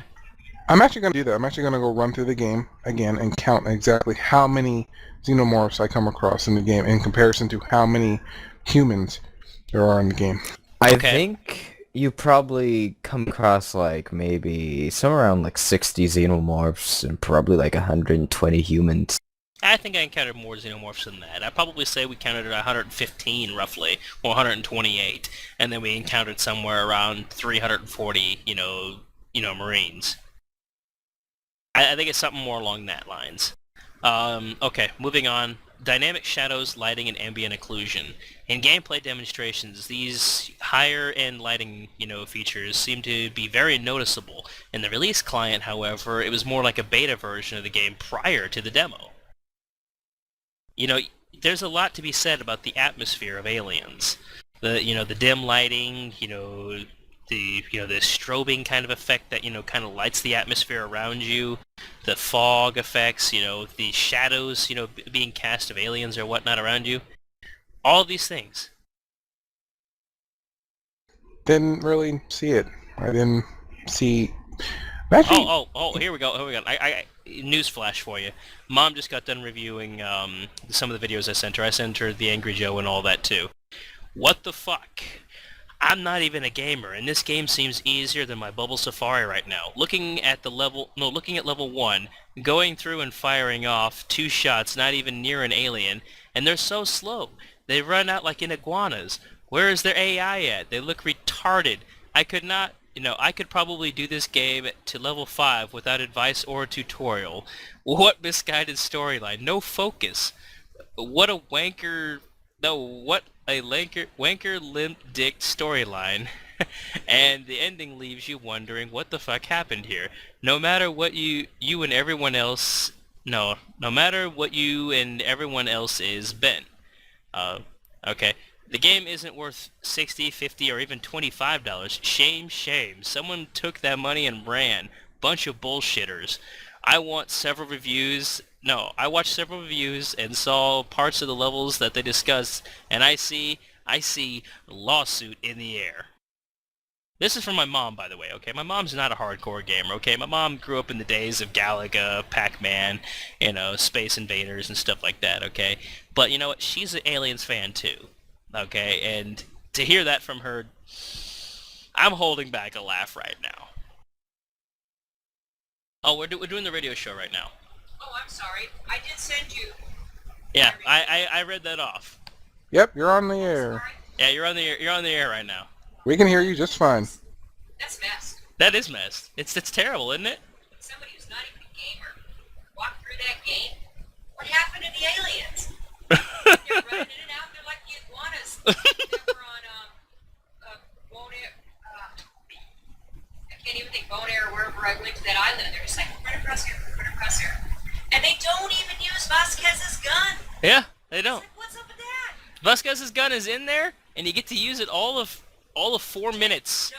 All of Yeah. 4 minutes. Almost 10. Until the ammo's out. Almost 10. Yeah, until the ammo's out. You get like 600 rounds in the gun, and once that's gone, you're done. And out of 10 levels, Out of 10 levels. you've got 3 alien-based ones. Yeah. What is up with that? Yeah, right? Somebody took the money. Yeah. See, look at that. Even my mom says that. Yeah. They're 6 years? Or like maybe 6 months? Yeah, there you go. 6 years, 6 months. You're not expecting a gamer. Come on. Yeah. You're smarter than I probably. I hope you hear that one, Randy Pitchford. Let's see you take a day off and hear that one. You get to hear that directly from the mom. Oh my god, how embarrassing for you.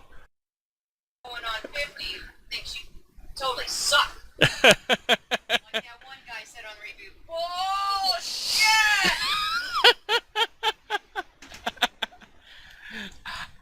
Thoughts and comments on that, guys? Wow.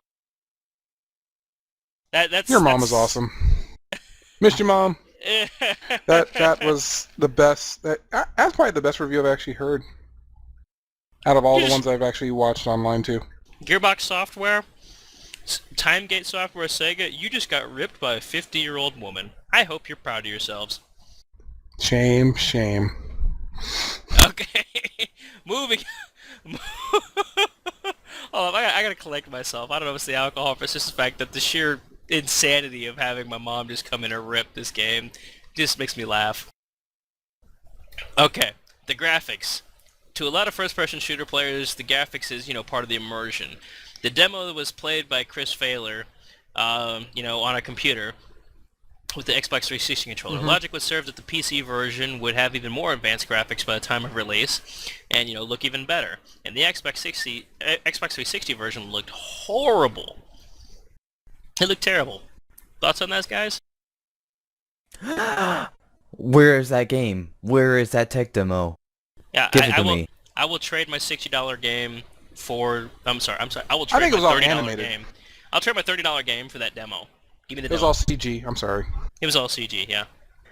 Yeah, it was all CG, and the dude playing the game is like, just clicking the thumbstick around. No, it was botted by a very terribly scripted bot. Okay. Compelling Marine player interaction that was hyped up by one of the guys at Gearbox. The Marine character development was very weak in the game. Thoughts on that, guys? Do what now? The Marine character development was very weak in the release. They were trying to say that your character will be working, with the Marines, around Definitely. you, and you'll have strong character interactions. Kind of like the part where you fall on your ass and you're like, fuck The opening you. video. Yeah, opening video. You see a lot of Marines, Yeah, right? But then you're only stuck with 2 at the beginning. 2 failed Marines at that. Why the fuck And do I care about Keys? For why- Keys, I don't care about him. Why You were don't there care. so many Marines going down to this area, only to not necessarily be around them? Right? Okay. Why? Bella had a weak character development. There was no reason for the player to remotely care about her. When we meet her, she's already infected. She's pretty much a liability like Keys, but with zero development to build any relationship with her. Adding a chapter around her still feels kind of silly. Guys? Yeah. Yeah. It just felt tacked on. It just like, they were talking originally about, that Bella's, issue with the face, no, chest burster was supposed to feel kind of like, a mother losing her baby to an abortion thing, but whatever script they had based around Bella in development never made it to the final product. So I'm I gonna just don't feel it. I'm gonna slightly disagree on that. I did feel a little bit sorry for her because of the fact that, you go through all this effort and you do see a little bit of O'Neill trying to save her, But because I guess it shows that he had some feelings, but just not very.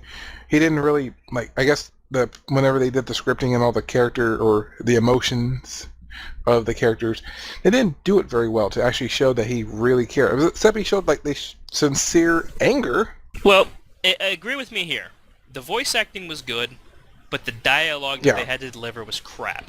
Yes, that was probably the killer. I think the voice acting was good and convincing, but the dialogue that they had to deliver was so fucking retarded. I just feel like the guys in the studio must have just been like, "You really want me to say this line? Just come on, just say the line." It's like, that's retarded. Nobody would ever say that. Oh, hi, James. Greetings, guys. Sorry I'm late. James, awesome. Let me give this out. When the scientists had to explain that Bella was going to die either way because of the alien, the gestating alien, I felt more sorry for the scientists having to explain this than anyone in that room. Right? The scientists, you're like, dude, he's gonna get his brains blown out. They're gonna be picking up his brain out of a garbage can. I felt sorry just because he Did had to it happen? explain this to No. him. Alright. Okay, the scripted sequences of the Marines discussing reinforced steel door being ripped open. Nope, nothing even close in the actual game. These subtle nuances make the game more engaging, contrary to what some may think, when they removed it. Thoughts on that one, guys? Repeat your Let me- question. Let Okay. me start off on that one. Okay, the fact that one there are parts in this particular game or in these certain scenes that are in the tech whatever that should have been in the game to make it feel a bit more immersed. Oh, they cut it out. Or basically I guess they just didn't even I'm not sure time restraints or whatever excuse they want to give it. No, wrong. You don't show us this bountiful feast of awesomeness and then give us hot dogs. I'm sorry. But I mean, Fuck those. I Yes, I Tell cussed for the first time on air. Fuck that. am I the only guy here though? I gotta ask this. That thinks subtle nuances are the best part of a video game.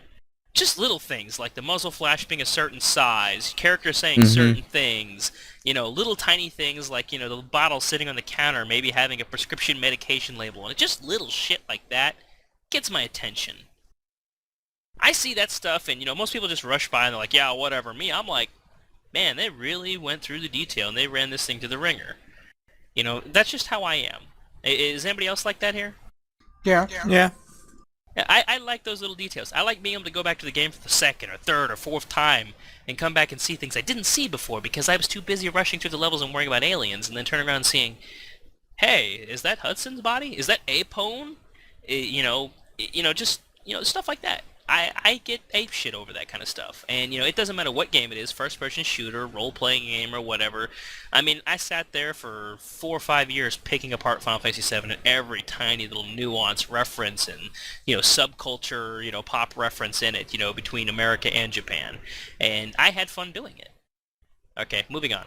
Hadley's Hope overlook in the control deck room is barricaded off. You can't even appreciate the lovely backdrop in the environment of LV-426, which was bragged about in the demo, and many of the landscape props from the atmospheric processor explosion were removed as well. Like the big cylindrical, brass-looking thing that was sitting out there. You guys remember that part of the demo where, he goes where the little map is, turns and looks left, and there's the big landscape of the exploded, environmental processor and just chunks of debris going all the way up to, Hadley's Hope. Yeah, demo one definitely looked better. Akasen? Titanfang? What are my thoughts on this? Actually, what am I being asked to give my thoughts on again? Why am I so blanky? I'm sorry. I'm getting me something to eat. I'm getting me some ribs. But Okay. just to add on to that, what you just said, I'm happy I have a wireless headset. Now, okay. You're supposed to see, like, the background is supposed to basically show you what happened after everything that happened, after the first or second. Well, how it's supposed to go around or whatever, how much time has actually decayed this particular place. Don't see it. All I see is a big giant grater in the way. Yeah. You have to sit there and literally like jump your character just to see something, or add the mod and you can see a little bit of difference outside of that area, but there's nothing compared to inside where it's still fuzzy, blurry. Like they put more fog on that because they didn't want to finish it, but yet when you look at the tech demo, you can see the detail. You can see the smoke, the fire, and I mean, the fact it's still burning in the tech demo. You can see the 17 flames! weeks later.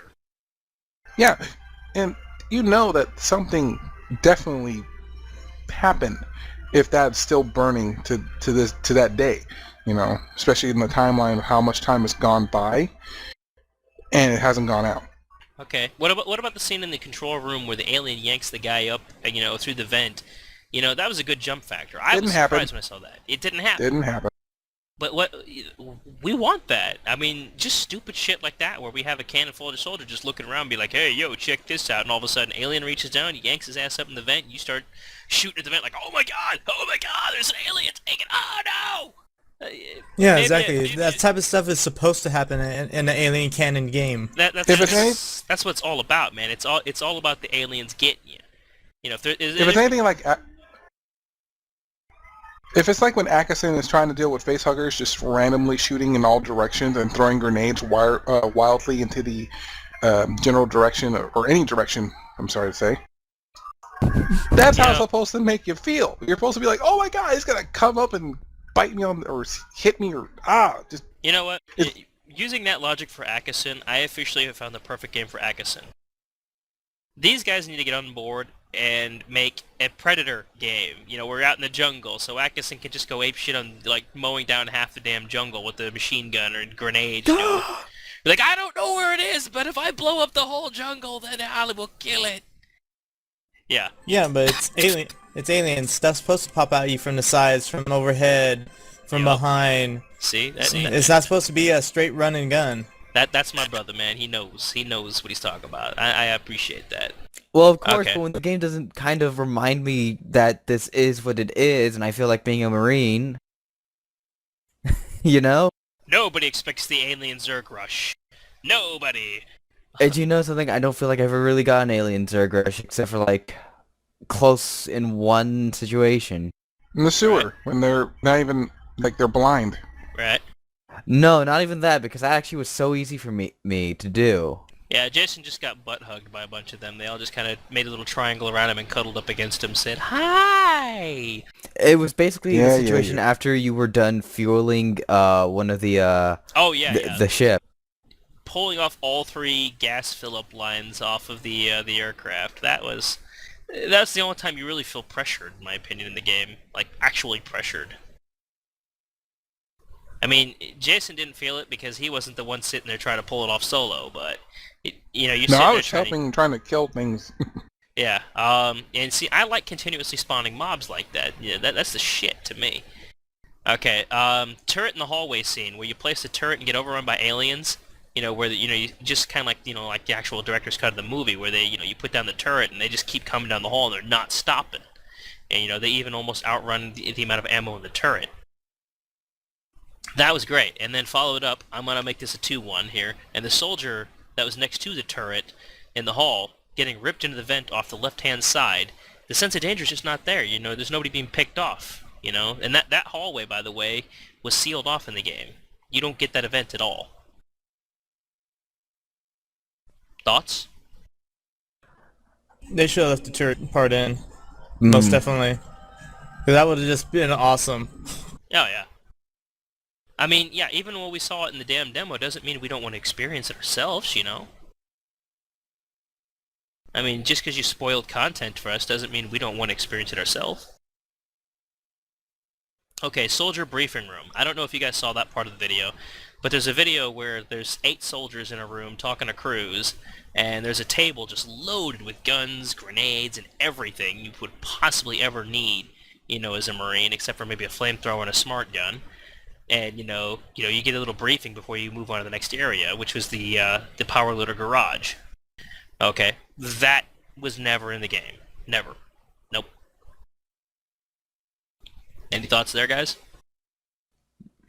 None really. Okay, and I'm gonna drop this one. Through the window! Through the wall! Okay, anyway, aliens, falling in from the ceilings and coming through the floor grates and coming into the side vents, just all over. I mean, this is what aliens is all about, coming to get you where you can't see them. Because they're not going to come in line of sight. They're just going to be that thing where it's just like you're minding your own business and all of a sudden, yank, somebody's gone.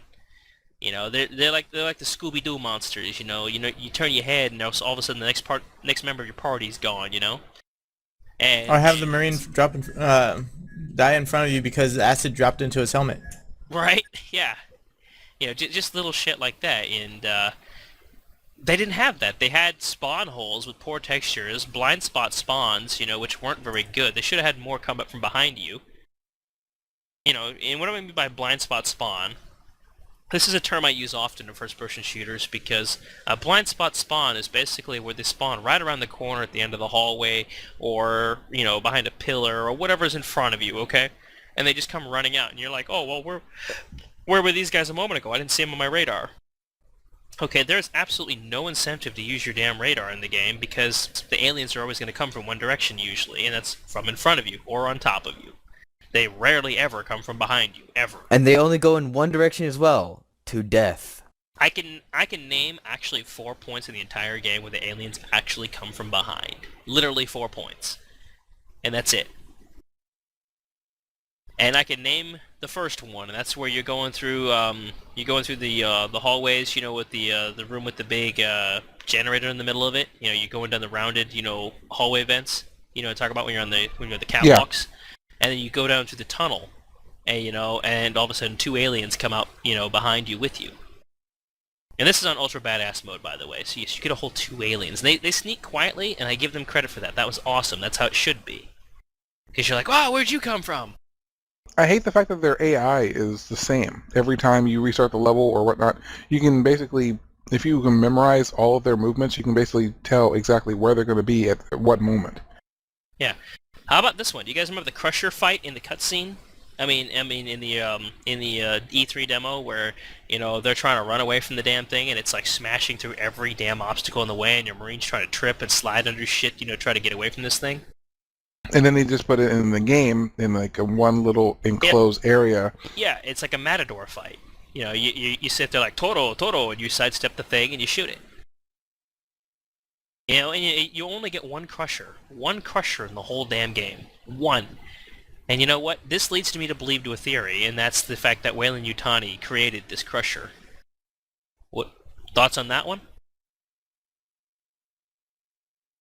The closest thing you get to getting chased by a monster that's smashing through shit would be the Raven encounter under the sewers, right after you get done doing with the blind xenomorphs, or the, can we come up with a name for this thing? The Magoo monsters or something?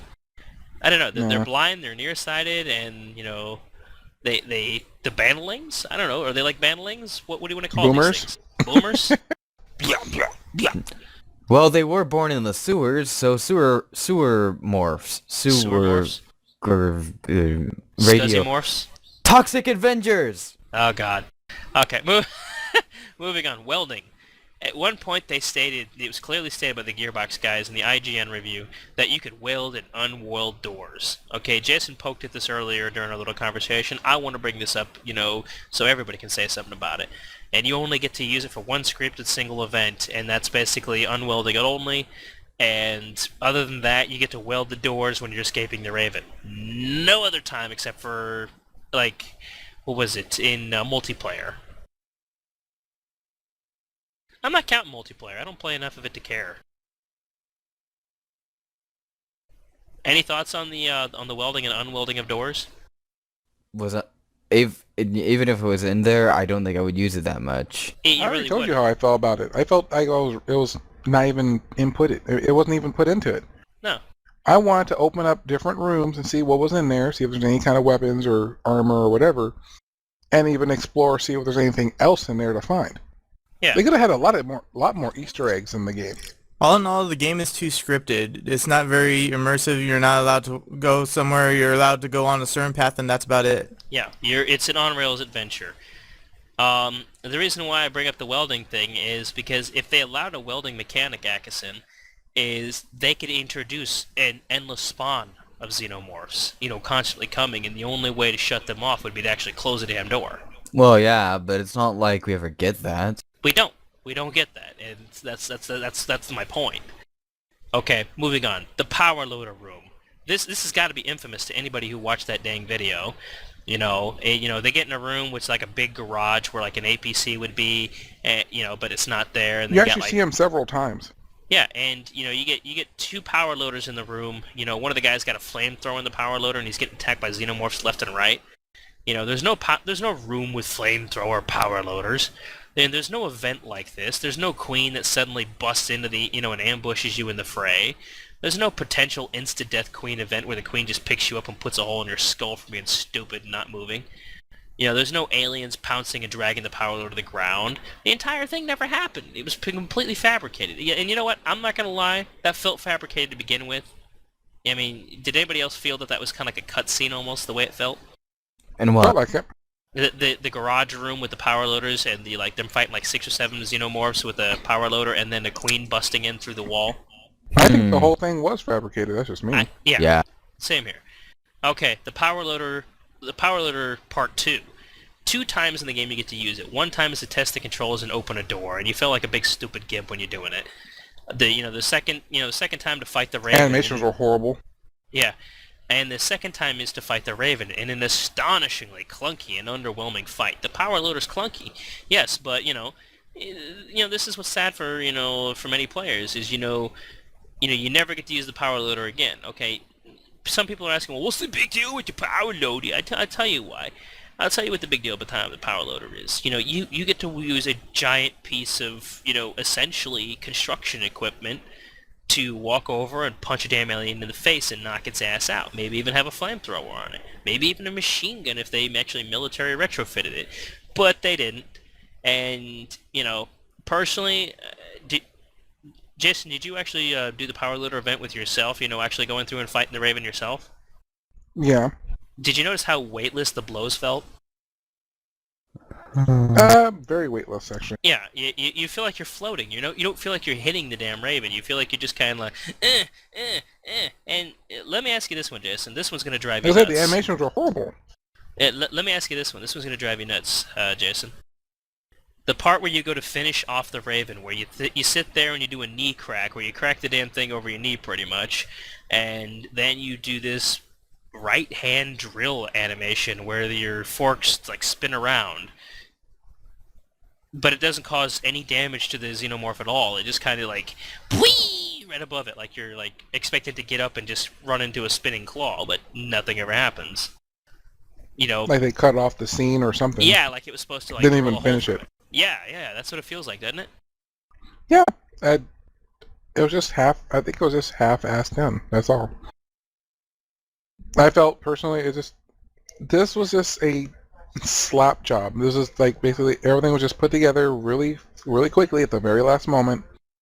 Or this was actually the original beta, and they were supposed to probably patch this or some crap. I don't know, because there was a lot of rumors saying that there was gonna be like this 8 gig patch, which I think was proven to be. That was a rumor. That was confirmed to be bullshit. And that's why I waited I was gonna this say long. like 8 gigs. That's larger than the install of the game itself. Then Then that right there would be a little bit more realistic of them actually fixing it. I wanted to catch on to the whole viral thing and actually catch on to, getting this out while Aliens, Colonial Marines Hate was popular. But I wanted to, wait. I wanted to see if anything was going to be done about this. And it just turns out it's 19 days later and they haven't said a damn thing. Anyways, It hit big time news though. There's a scene. Thanks for your money. So long, Chumps. Okay, you remember the room where they drop in from the ceiling in the red room? They drop in from the ceiling, Jason? Okay. And the the hallway. grates and all that fall down, and they're like they cut the power. Yeah, the scene right before that, there's a hallway they're in, where aliens are squeezing through boxes, to get, through packing crates and whatnot, and they're trying to flank a Marine, in the room with the turret. They basically try to, subvert the turret by going around it, by, using the terrain around them. Okay. But in the final game, they failed to use the terrain as much as they should, usually favoring within 30 feet to jump down and just rush at you, being like, oh, there's a Marine! Gotta drop off the ceiling, gotta run right in this line of sight and get him! I'm deliriously angry about that one. That turret took too long to set up, I'm sorry. What? The turret took too long to set up in the game. Well, I'll accept the fact that it takes time to set up a turret. Okay, what made me upset is more the fact that the aliens did not exploit their territory, the environment itself. The environment is what makes the aliens scary, because the environment is what it uses against you. Well, that's on the level designers, I'm guessing, and also the people who modeled the level. That's one of my pet peeves on the multiplayer. They give aliens just these little small entrance holes in certain parts of the map that they can crawl through to go into another room or a little thing. No, these guys are supposed to have stuff there on the sides, on the ceiling, in the ground. These creatures are supposed to have this whole entire area networked in its own way. Yeah, instead you get selective pathing. Okay, the power cut dropping through the roof event. I don't know about you, but I love the idea of aliens just dropping in through the damn ceiling, just by like the swarms. You're just minding your own business and the whole damn room collapses, and there's just like 8 or 9 aliens. Just, and you're like, oh my god, I'm not ready for this. I I'm not a guy who's easy to scare, so I need stuff like that. I need surprise factor, okay? I'm not a jump scare guy, but to me, that would work. Just dump on me, aliens, I don't care about fairness. There's not... Nah, there's nothing meant to Game be over, fair. man. There's nothing meant to be fair about xenomorphs, okay? Anybody who knows anything about aliens knows that every time everything's starting to go smoothly, an alien's got to come out of nowhere, be written into the scene, and come over and screw something the shit up. It's what they do. There is no fairness with aliens. Your odds are supposed to be stacked against you at all times. If you're not feeling pressure, then you're not doing the story correctly. Okay, the Queen fight. Oh my god. James, have you played the Queen fight yet? Nope. Have you watched the Queen fight? Yep. Hold on, let me gather myself here. Okay, they have a whole final level dedicated to this bullshit. Okay, a 4-button press event. It might as well be a fucking QuickTime event. Level over. No epic power loader fight, no elaborate events, no real threat or challenge in the slightest. Heck, you don't even get something like an APC in the back of the spaceship thing that you crash into the side of the hole, to roll out. I thought that'd be kind of cool. Your character, plays the martyr, and he just, crawls in the back of the ship, and there happens to be an APC in the back, back cargo hold, and you roll that son of a bitch out of there, and you're like, it's like, this is for Bella! You basically just drive the damn, tank right into her and just drive her right out the damn, side of the cargo bay. What about you guys? You think that would have been a better ending? I don't know, but actual out. Actual out, yes. I gotta mention that. Naming yourself Sulaco Actual, that bugged me. Just naming yourself Actual. The actual intelligence... The military terming was way too heavy, and it doesn't feel like real military terming. It just feels like something somebody pulled out of their ass to try to sound military. And calling yourself Actual every time just makes me want to hurt somebody. That's why I thought, at the end of the game, when he said, let's see if this bitch can fly, Actual out. To me, it just sealed it right there. I just died laughing at that point because I couldn't take that as a badass scene. You say you're Actual out, and I think this is the actual moment where I end the game. This is the actual moment where I die. Actual out. Actual end of the game. Here it is. Whoop. And guess what? It was the end of the game. Hysterical, angry, furious laugh all the way through the end of the game. I bet you he's still alive. Because it'll be canon. Because it will be canon, yes. There we go. Now, let me ask you this one. Which one? Why is Waylon Bishop the only guy on the ship? Did you notice that, while you're fighting the Queen, no other soldiers come out to attack you? There's, 4 to 8 xenomorphs that you You're fight while you're fighting the instantaneously Queen. there after the Queen fight, and I was like, that it? That's it. It's there's no things that are, being obstacles between you and, this, Bishop, at the end of the game. Okay. Didn't he know he had the Queen on board and a whole bunch of little xenomorphs with him? Oh shit, he's probably anticipating. He's like, no, bitch, come on, let's go. We're going for a ride back to Earth. Come on, come on. You get to be a Weyland Yutani experiment. Now, I'm sure he was thrilled at the idea of having the Queen on his ship. I mean, look at the Weyland Yutani's personal history. I mean, every time that the xenomorph infection went to shit, they're like, oh nope, we got to send this ship right back to Earth. Forget the crew, forget everything else. We need to get this back to Earth. That's what it was all about. It was all about taking back the xenomorphs to Earth, for xenomorph, bioweapon experimentation. Anyways, moving on. We already know that part of the xenomorph, lore. The crash sequence. The crash sequence just drove me effing nuts. And here's why. The ship went in head first, okay? Moving it probably upwards of, I don't know, let's just bullshit our way and say the thing was moving 300 to 400 miles per hour, in a diagonal, towards the whole, cargo hold of the ship, right? Smashed into the side of the ship. It only slid 10 feet, managed to do a near completely 180 on a dime. And I said, what kind of magic breaks are these that can make a ship this big and this heavy, smash into the side of a ship, turn all the way around, and stop only 10 feet inside the door? Okay, well, let's go further there. Okay, do you remember the part where they said, it's like, well, what happens if we smash this side? It's like, oh, well, the air docks will probably, seal, to keep, decompression. You guys remember that part, right? Yeah. That never happened. That never happened. As a matter of fact, the door stayed wide open. For some odd reason, there was no depressurization. There wasn't shit getting sucked out of the cargo bay. And the queen just walked on in. And the queen just walks on in. She's like, oh, hey, how you doing, guys?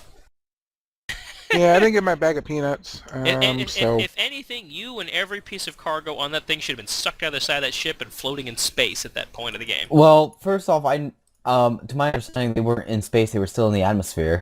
Even then, if you ever been in an airplane that high up and you open a window, congratulations, you just depressurized an entire ship.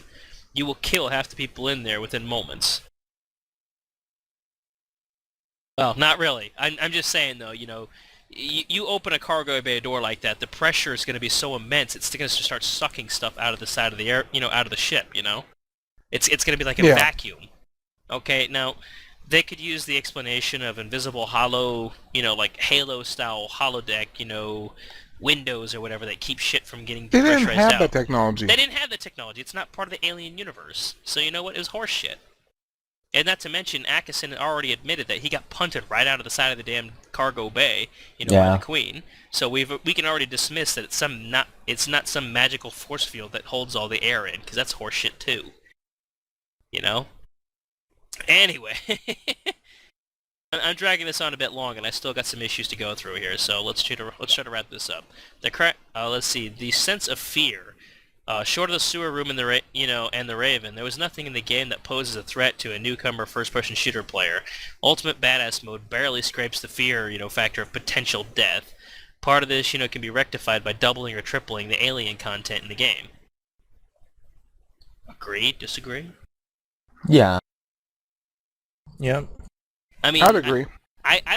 I personally think that either A, you're going to have aliens that sneak up on you and try to be stealthy and try to kill you, at the least, suspecting moments, or B, you get absolutely overwhelmed from them. You might as well go with either Ridley Scott or you might as well go with James Cameron away as a die. Okay, if you're 3 or 4 aliens at a time is a shooting gallery. It's nothing to worry about for any game. Okay? I mean, you could sit there and play, what? You could play Fallout and sit there and just, bust out the Pip-Boy and just start blowing people's heads off, really easily. It just doesn't matter. 3 or 4 enemies is not enough. It will never be enough. And then when you divide that amongst 4 other players, then, you could put 7 aliens in a room and it don't mean anything. It's just a shooting gallery at that point, Mm-hmm. Okay. The threat factor. Aliens, remind players, right now of the kamikaze from Serious Sam. They're hard to miss, and 7 times out of 10, they run straight at you. They crawl on the walls, yes, but then they suddenly, if not nearly all the time, drop down from the ground and run in a direct line of fire and bum rush you from 20, 30 feet away. They're just like, "Bah!" And you're like, okay, should I be scared? Nah. That was actually scary. That was probably the scariest part in the entire game. What? Creeping by those things. Oh, no, we're not talking about the basement now. We're not talking about the sewer. We're talking about the standard xenomorphs that just kind of bum rush at you. The guys, never mind. the guys in the sewer, if they didn't move like Donald Duck, they might be a bit scarier. But I liked watching them. They made me kind of laugh in a way. But it gave kind of an Amnesia to the Dark Descent kind of feel to it because you didn't have any weapons to defend yourself with, so you just had to kind of be quiet. But I'm actually gonna spoil it for you, Jason.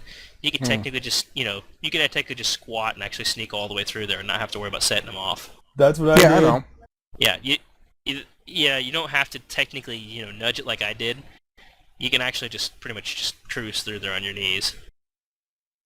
I've already done it just to experiment with. I'm like, really? Okay. NPC threat danger. Only when NPCs go too far ahead of you do they become the focus of the attack. And then, they can seem to handle the aliens, just fine when they're standing and gawking with a smart gun. Nugget, secure that shit. Like I could sit there, I could just watch them get knocked down multiple times by a xenomorph, and eventually they'll kill them. Okay, you could literally let the NPCs play the game for you if you really wanted to. You know, you just kind of nudge your way into the doorway by a couple steps, and the NPCs get impatient. They start running to the next objective because they think that's what you're going to do, which you don't. Actually, there's times that they actually, well, yeah, they run to the next objective. Yeah. But a lot of times you're sitting there like, where the heck did they go? And you're like lost because usually you just follow them. Yeah. And I'm like, okay, am I going this way? No, went the wrong way. And And then I go this way, and then, oh, okay, there they are. Just Akasen- standing by a door. Akasen apparently didn't have this problem. I'm going to ask James and Jason if they had this problem. NPC teleporting and popping. I can't even begin to... I can't I even did begin to see stress how... O'Neill teleport a couple times, but it's not like he teleported in front of me or anything. Well, I can only stress, that, how annoying it got when I'm fighting xenomorphs, right alongside Jason, and O'Neill magically teleports in front of me while I'm tossing a grenade, only to have the grenade ping off the back of his head, and then land in front of my feet and blow me the shit up. No, okay. But that right there, because of the fact that it was your own grenade that blew yourself up, you couldn't kill me, but you can kill yourself. Right? That's another thing that kills me, is, What? I can't blow Jason up, but I can apparently blow myself up. That makes no sense. I mean, come on. I mean, where's the real, like, you have to sit there and, come on. Small bursts, like, come on. Aim! Not Okay, just sit there and just go, No, Akasen, James, and Jason, can I ask you something? Have you guys seen the movie Wreck-It Ralph? No. No, not yet. I'm waiting for it to come out to Blu-ray. Okay. There's a scene in the movie, I'm just going to spoil this because it's not a very significant part, but there's a scene in the movie where they have kind of like a mix between Time Crisis and StarCraft. It's StarCraft themed, where you're fighting against bugs, that fly around. Okay. Yeah, I've seen that part. Okay, it's an arcade game shooter though, okay? And, they have a rule known as like the almighty rule, and that is that the AI, the NPCs should never be in front of the player. That they should never, try to go play the game ahead of the player. The player is supposed to look like the badass, right? Okay. Yeah. I'm going to I point guess. that out, okay? NPC is breaking the almighty rule of AI. He even poked at Wreck-It Ralph, and it's to never out-advance the player. The AI should never be playing the game for you. They're simply support.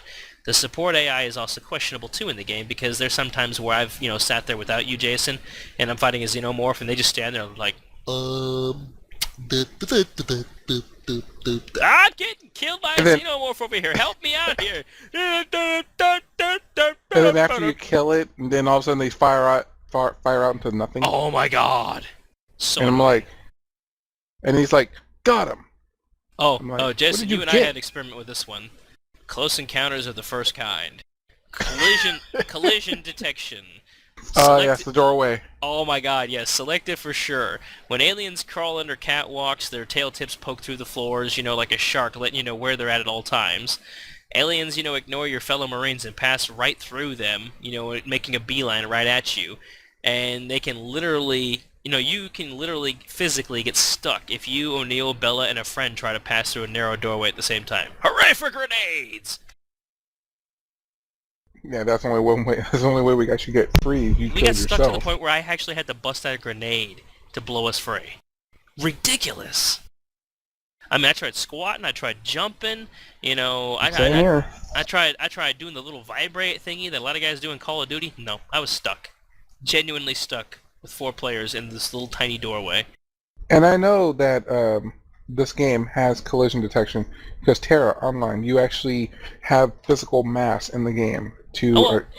But you have to understand is, okay, we have collision detection between the Marines, but how come the xenomorphs can walk right through a Marine to get to you? Okay, how come I can walk through the Marine, like the Bella and O'Neill? You can walk through them. Couldn't walk to them at the doorway, could you? No. It's But very they can lock selective. you in. It But they can decides lock you when in it wants place to though. be collision. Because if that was the case, people, whenever O'Neill's in front of them trying to heal, like in that one video, when he's trying to get healed, that one group of guys playing, Get out he's of the like, way, O'Neill! "Move! Get out of the way!" And I'm like, "Come on, push him out of the way!" Couldn't push him. I'm like, Nope. huh? So it's just a fail on that one. So F. Okay. Sorry. I'll poke it player threat danger. While aliens are clearly hellbent on focusing on you to the point of phasing through your teammates, there is a lack of hazardous or even cheap deaths, where aliens can pull you through the floor grates, the ceilings to kill you off.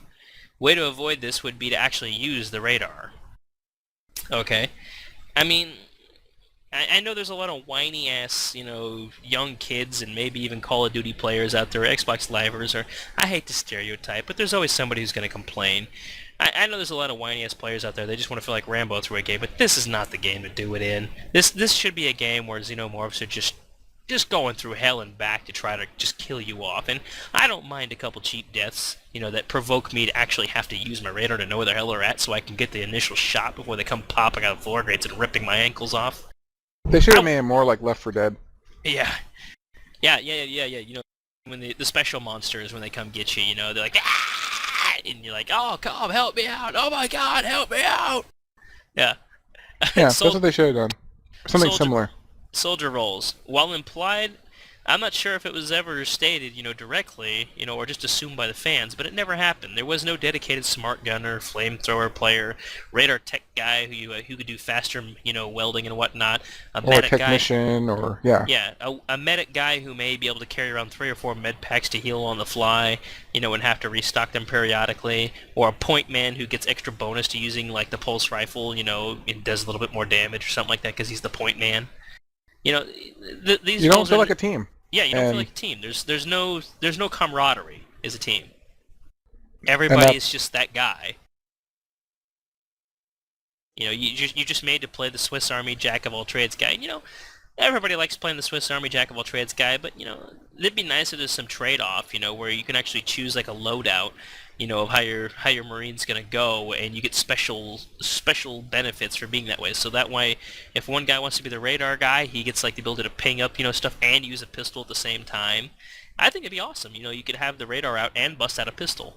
Okay. Customization of character should have actually applied to both campaign and multiplayer. Oh my god, multiplayer. Yes, that was another thing. Your skins should definitely apply. You know why? Because Jason's black. Okay, he's not Voss. He's not Voss from Far Cry 3. Okay, which is what Player 2 becomes.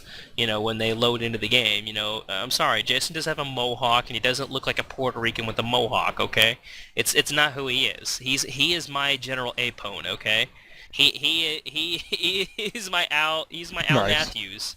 Okay, he's my obligatory black badass. So, you take away that, and I'm just kind of like looking at him like, Jason, I can't take you serious with that fucking mohawk. Okay, I'm sorry. Moving on. The smart That's how gun. you make yourself feel more immersive into the game, by designing a character that looks like you. Yeah. I mean, that's what they had the Marines do. Come on, aliens. Anybody who knows anything about aliens, they know that the They actors... have a very lax Don't worry, code. I made my alien look like me. No, aliens in the movie. Here's something you guys may not know or may know, but true Alien fans know this, and that is all the actors that got pulled onto Aliens to be Marines got to actually design their own custom armor. They got to put the logos and everything. They got to choose what went on their damn armor, by the way. The only person who didn't get to do that was Hicks, which was the heart with the lock over it, and that's because Hicks was originally played by another character besides Michael Biehn, and he already made the armor, and they just didn't want to have to re-scrap the whole idea and redo it all over again. They just figured, well, this is your theme, this is your thing now, and, he thought it was retarded as all hell. Okay, there's one thing you did not bring up that's actually surprising. What's up? The little freaking airlock area, wherever the first time you actually see a chest burster and he blows up the man. That's embarrassing to even admit. I don't even want to talk about that one. It's just kind of like, because I think that was I got part a chest of the burster first. coming out of me. Well, I don't want to die by having this chest burster coming out of me, so I'm just gonna kamikaze myself. Gee, what an inconsiderate prick you are! You just blew up the whole damn air tunnel with me and God knows how many Marines with me. It's like, what's to stop my buddy Jason from getting sucked out the airlock? You don't know. You don't know. We could have all just died because your dumbass whipped out a grenade with the chest burster. We couldn't just shoot you in the fucking chest and kill the chest burster? Really? So you had an upset stomach or something? Come on. My chest hurts or something. Oh, there you go. I could have turn around and I could have whipped out a pistol and put a bullet in his head before he could have even said help. But no, he's got to blow himself up with the grenade in the cutscene. Because they didn't want you to get back onto the ship. That's I guess it's, well, more scripted. Ah. Okay, the smart gun. This was the hype train of all guns in this, in this game. Randy Pitchford was spewing awesome about this thing like every chance he got. He's like, we could plow through plow through aliens like nothing other. In the game, you remember that little eyepiece that they always wore? You never got to see what was behind that. Well, now you can, and you could use a smart gun. It's so freaking awesome. Well, guess what? The hype train was so huge for this thing, you could plow a hole through Black Mesa. You could get to, you can get to use, you get to use That's a it less pretty than a big few hole. times. Damn. Okay? And, with an ammo clip that just doesn't last very long, and you don't get to carry it on to the next level, by the way, Yeah. and you don't Or even, even you don't even get to entirely. reload it. You don't even get to reload it. So once you're You out don't of even ammo, you're unlock done. it. You don't get to you don't get to unlock it. You don't get to keep you don't get to keep it in your inventory. You don't get to reload it. It's a prop that you get to carry around for a limited time, like a power up in some arcade game, and I'm then sorry. you throw it away. AVP, you have access to it, like the original, not the 2010 version. Actually, I've never played the online or even the multiplayer for the 2010 version, but the original Aliens vs Predator, you were able to use a smart gun Yeah. in multiplayer. I'm like, why isn't this a feature? Why can't I upgrade this? Why can't I add more ammo to it or blah blah blah blah? Let me poke at the What? two time. Let me poke at the 2 times you get to use the smart gun. By the way, Okay. Time number 1 that's well noted, and that's I'm sorry. There's 3 times in the game you get to use it, and they're all stupid as shit times. The first one is when you're in the command center room, and one of you grabs a turret, and one of you grabs the smart gun, and you head down into the sewer. Well, not in the sewers, but in the basement of the command center, and you start heading towards the sewers. And it's just a narrow run and gun hallway where, like, I don't know, about 20 xenomorphs come down, and you just Only 20? yeah, you kill them without a thought, okay? And by the time you get to the end of the hallway, you're out of ammunition for the gun because they don't give you enough ammo, and you could have done it with the damn pulse rifle, okay? Maybe you can get further with the pulse rifle gun. I mean, I've gotten past the lurker room with it, pretty easily, but it just feels like, you want to sit there and you want to hold it down. You want to enjoy that. That gun just kicks out. It's enjoyable, satisfactory. But then you realize it's a short-lived roller coaster ride. The second time you get to use it is when you're about to drop the big crane thing on the APC. When you're chasing it down, and it's there, and you're like, okay, what do I do with this? Why is it there? Why is it there?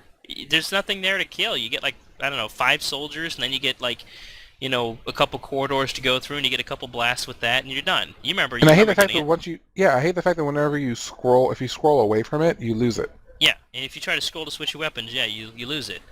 Okay, and there's sometimes that it doesn't just drop onto the ground; it just dis-a-frickin'-peers. Okay, and this applies to Vasquez's smart gun too, which, is in another act, and you get to it, and it's basically, I don't know, what would you say, an L-shaped, area where you go around, there's the aliens and the soldiers that you fight at the same time, and it's kind of satisfactory there, but you don't really get the full feel for it. You don't get to carry the game to the end of the level, and it's basically a slap to the face. Smart gun, you're dismissed, you're terrible. Okay, it's flamethrower. Flamethrower is the bug's worst nightmare. It's probably one of the most effective weapons against xenomorphs. It's a limited I only use. saw it during the human part. Yeah. It has few to no spawn points, and you don't even get to keep the dang legendary one when you pick it up. Frost Flamethrower. Mm-hmm. Okay, vehicles. I want to poke this one. I always thought the Aliens franchise had some amazingly cool vehicles.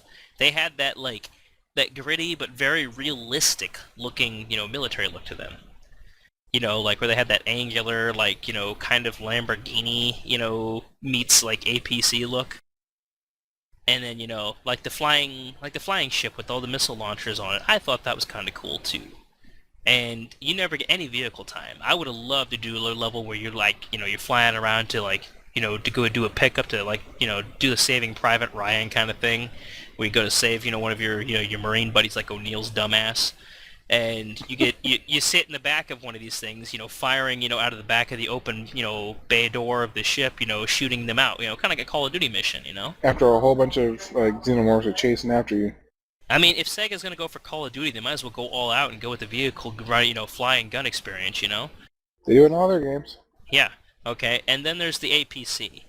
I wanted to do the let's drive through this big nasty corridor, made of like alien resin shit or whatever all over the damn place, and you literally have to drive to the core of of an alien hive to save somebody or to drop a bomb or whatever the hell.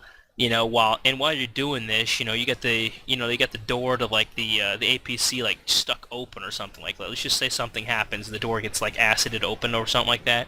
So the only way to keep anything from coming into the damn APC and killing everything in the APC is you have to stick your head out of the damn thing and start gunning every xenomorph that you see going down the hallway. Well, this tank's well, another player would be manning the turret on the tank. Yeah, actually, I feel like on the part of like the tank. Why they like at one part when they actually get into a vehicle and they travel to a certain area and then they get out of it because supposedly it's gunked up. I'm like, what gunked up? There's nothing in the air. Well, they did. And it's not really. It was more of a They cutscene did. anyway. They did run over a xenomorph, and the acid actually melted away the axles on the tank. Yeah, but They did explain that. They did explain that. So they were literally not able to drive the thing anymore because it literally ruined the axles and the drivetrain of the damn tank. The underside of the tank is still built like a Jeep, where, it's just basically a thick axle, with, shit like that. So it's prone to be, melted by molecular acid, okay?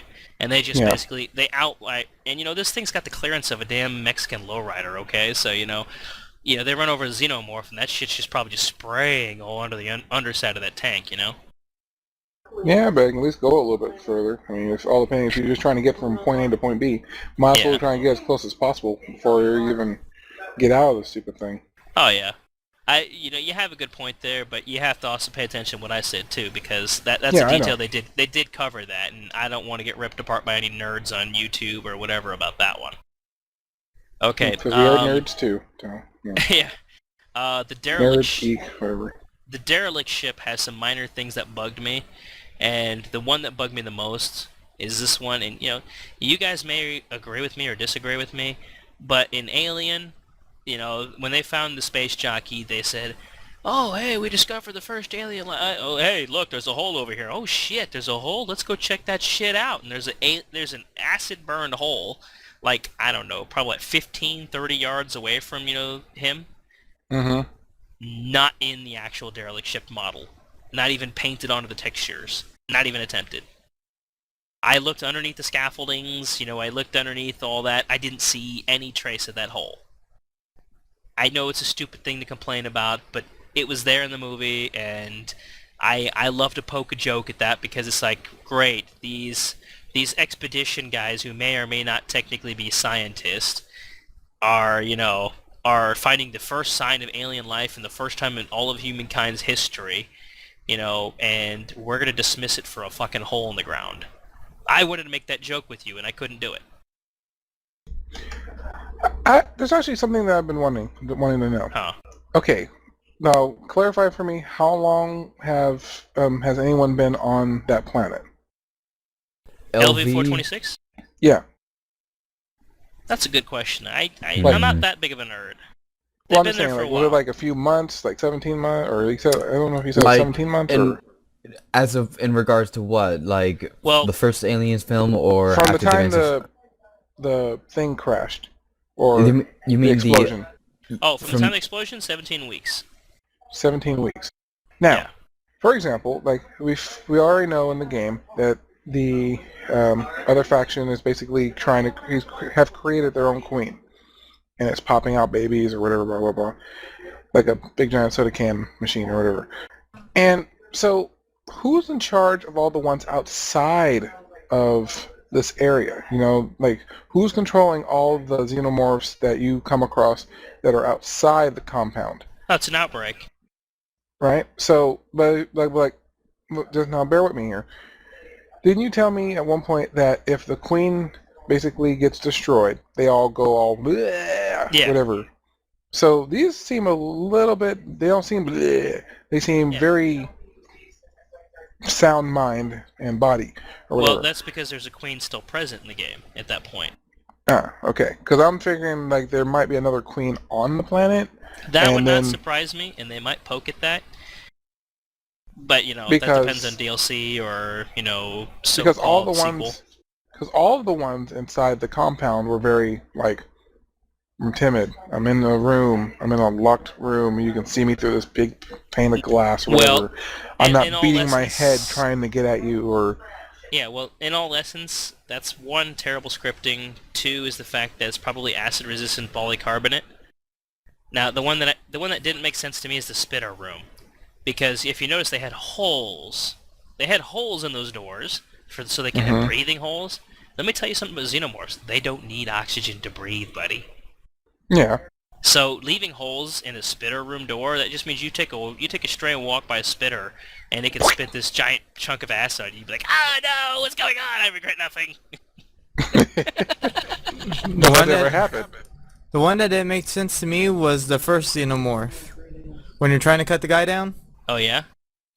because it like snapped at you and then it took off running and you had to like go hunt it down when it should have been hunting you, you know? Well, it technically is supposed to hunt you, but the AI is kind of hit and miss. Sometimes it does its job right, a lot of times it don't. That's a lurker. It's meant to be a sneaky kind of alien. It's not supposed to be the "I'm gonna rush at you like an idiot" one. And Like that's for me, it literally like stood there in the middle of the room and let me shoot at it. yeah, like I said, that's the miss part of the hit and miss. I got lucky and mine actually spoofed my radar 2 times, and it actually, snuck up on me and got me from behind at one point, and I thought that was Yeah. kind of cool. The second time I did it, it didn't do that. It just kind of stood in the middle of the room and vibrated. I think honestly, if they did actually implement like the other, well, not necessarily, it's not part of the storyline or whatever. I bet you predators are looking down at this and laughing. Yeah, the guys Yuta, I'm sure, have a fun time doing that. Fire doesn't seem to ignite xenomorphs as long as it should. When you set a xenomorph on No, fire, it just kind of goes for 2 seconds and goes off. I'm on Um, fire. I'm back. yeah, exactly. humans they burn Okay, yeah, the and humans they are very burn. flammable. They burn Okay, and they scream. here's something you guys probably didn't notice, any of you. Explosive barrels don't always damage xenomorphs, nor does the residual fire afterwards. No, but they hurt you Oh yeah, very well. oh yeah. They have to be standing in the fire for 2 seconds before they get the delayed overtime damage of the barrel. Okay, now, Jason, you'll know this one because we did this one in multiplayer. The battle rifle, easily my personal favorite weapon, despite despite the fact it's a newly introduced, weapon that didn't exist in the original Aliens. It felt like it's been there forever. Oh yeah. And the third scope attachment is overpowered as shit for multiplayer, allowing you to outline box enemies, through walls across the map, moving or not moving, making xenomorphs like you when you were trying to play the xenomorph, have no place That to was hide, and horrible. I could just sit there and just wait for you to come to me, and I could just blow your head off. I can play the original AVP and walk on walls, go through here, there, and there, like with ease. Yeah. The mechanics on that game compared to Colonial Marines, were they not like researching the older games at all, or even like trying to take little bits and pieces from there and try and at least get close to it? Because I mean, the steering of an alien in the original AVP was much easier than in Colonial Marines. Why? It shouldn't be that difficult. It seems more like, especially if you're using it on PC. I feel sorry for anyone who's having to do it on console because the button mapping was completely random. Trying to figure out, and also not to mention, they don't really give you really much of a tutorial. You have to sit there and actually go into the settings, look up the key mapping, and figure out what button does what for an alien. How's that? Wait, it.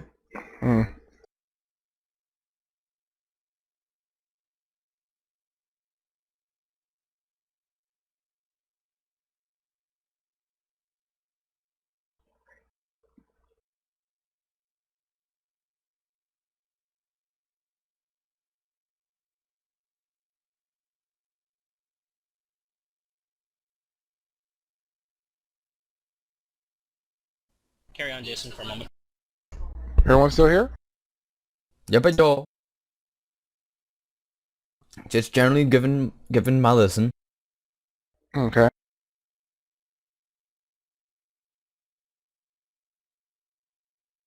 Okay, But carry on.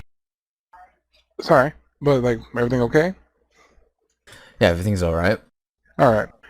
But yeah, I just feel that it was just the mechanics in AVP, the original, not the 2010, was far better than the Colonial Marines in controlling the aliens. I think it was a bit too fast, but I think I have to agree with you in how smooth it was to get around.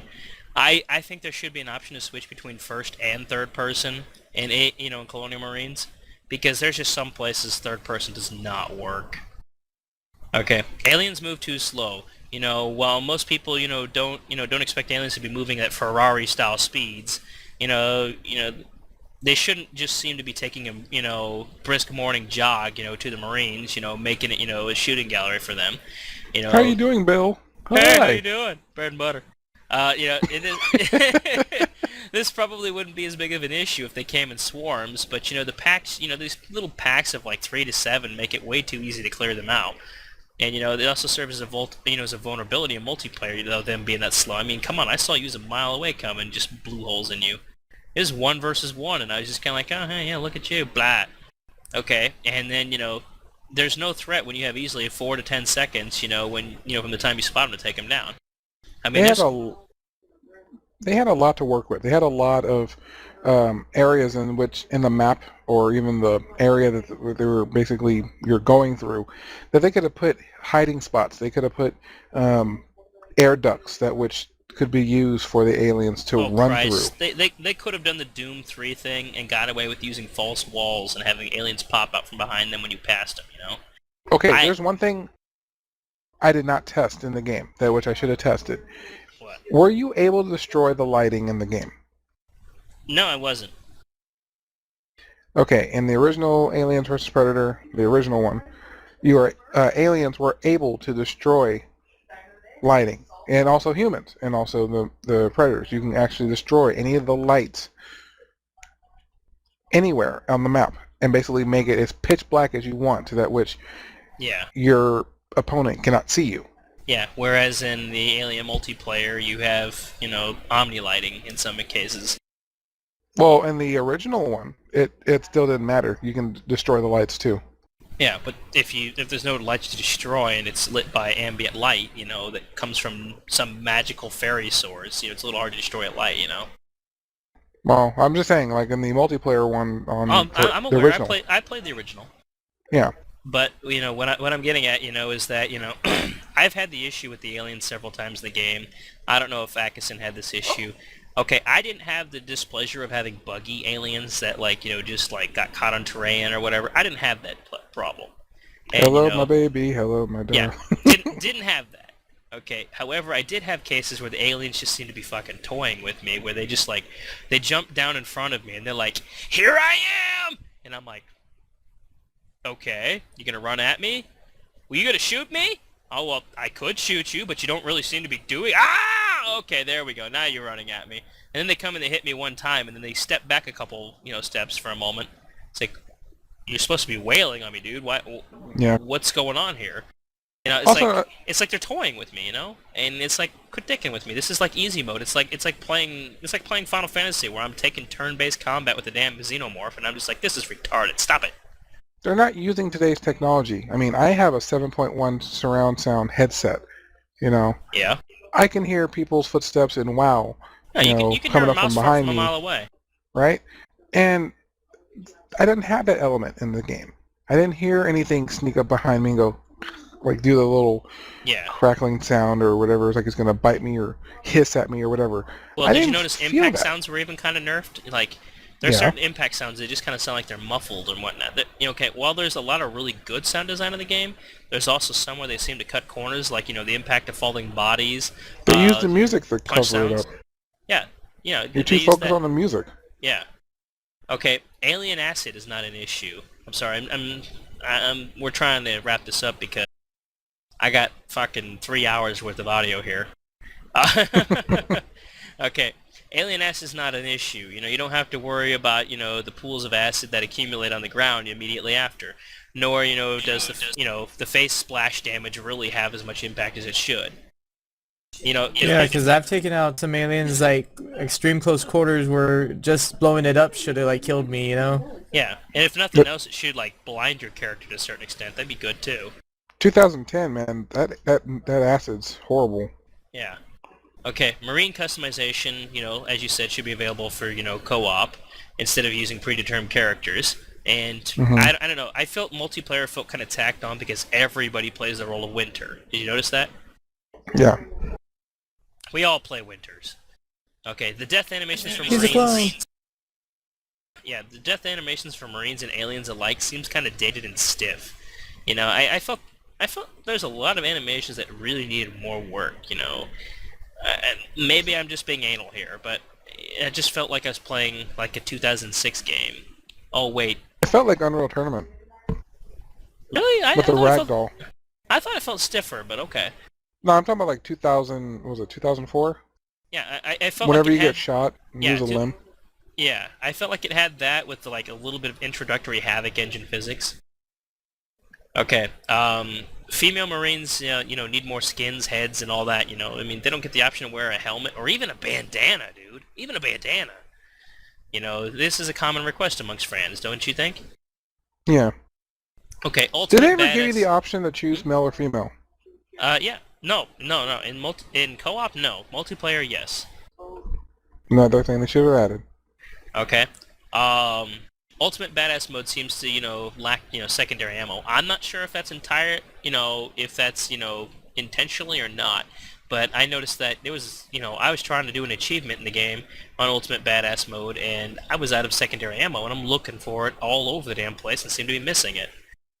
Okay. No DirectX 11, DirectX 10 support.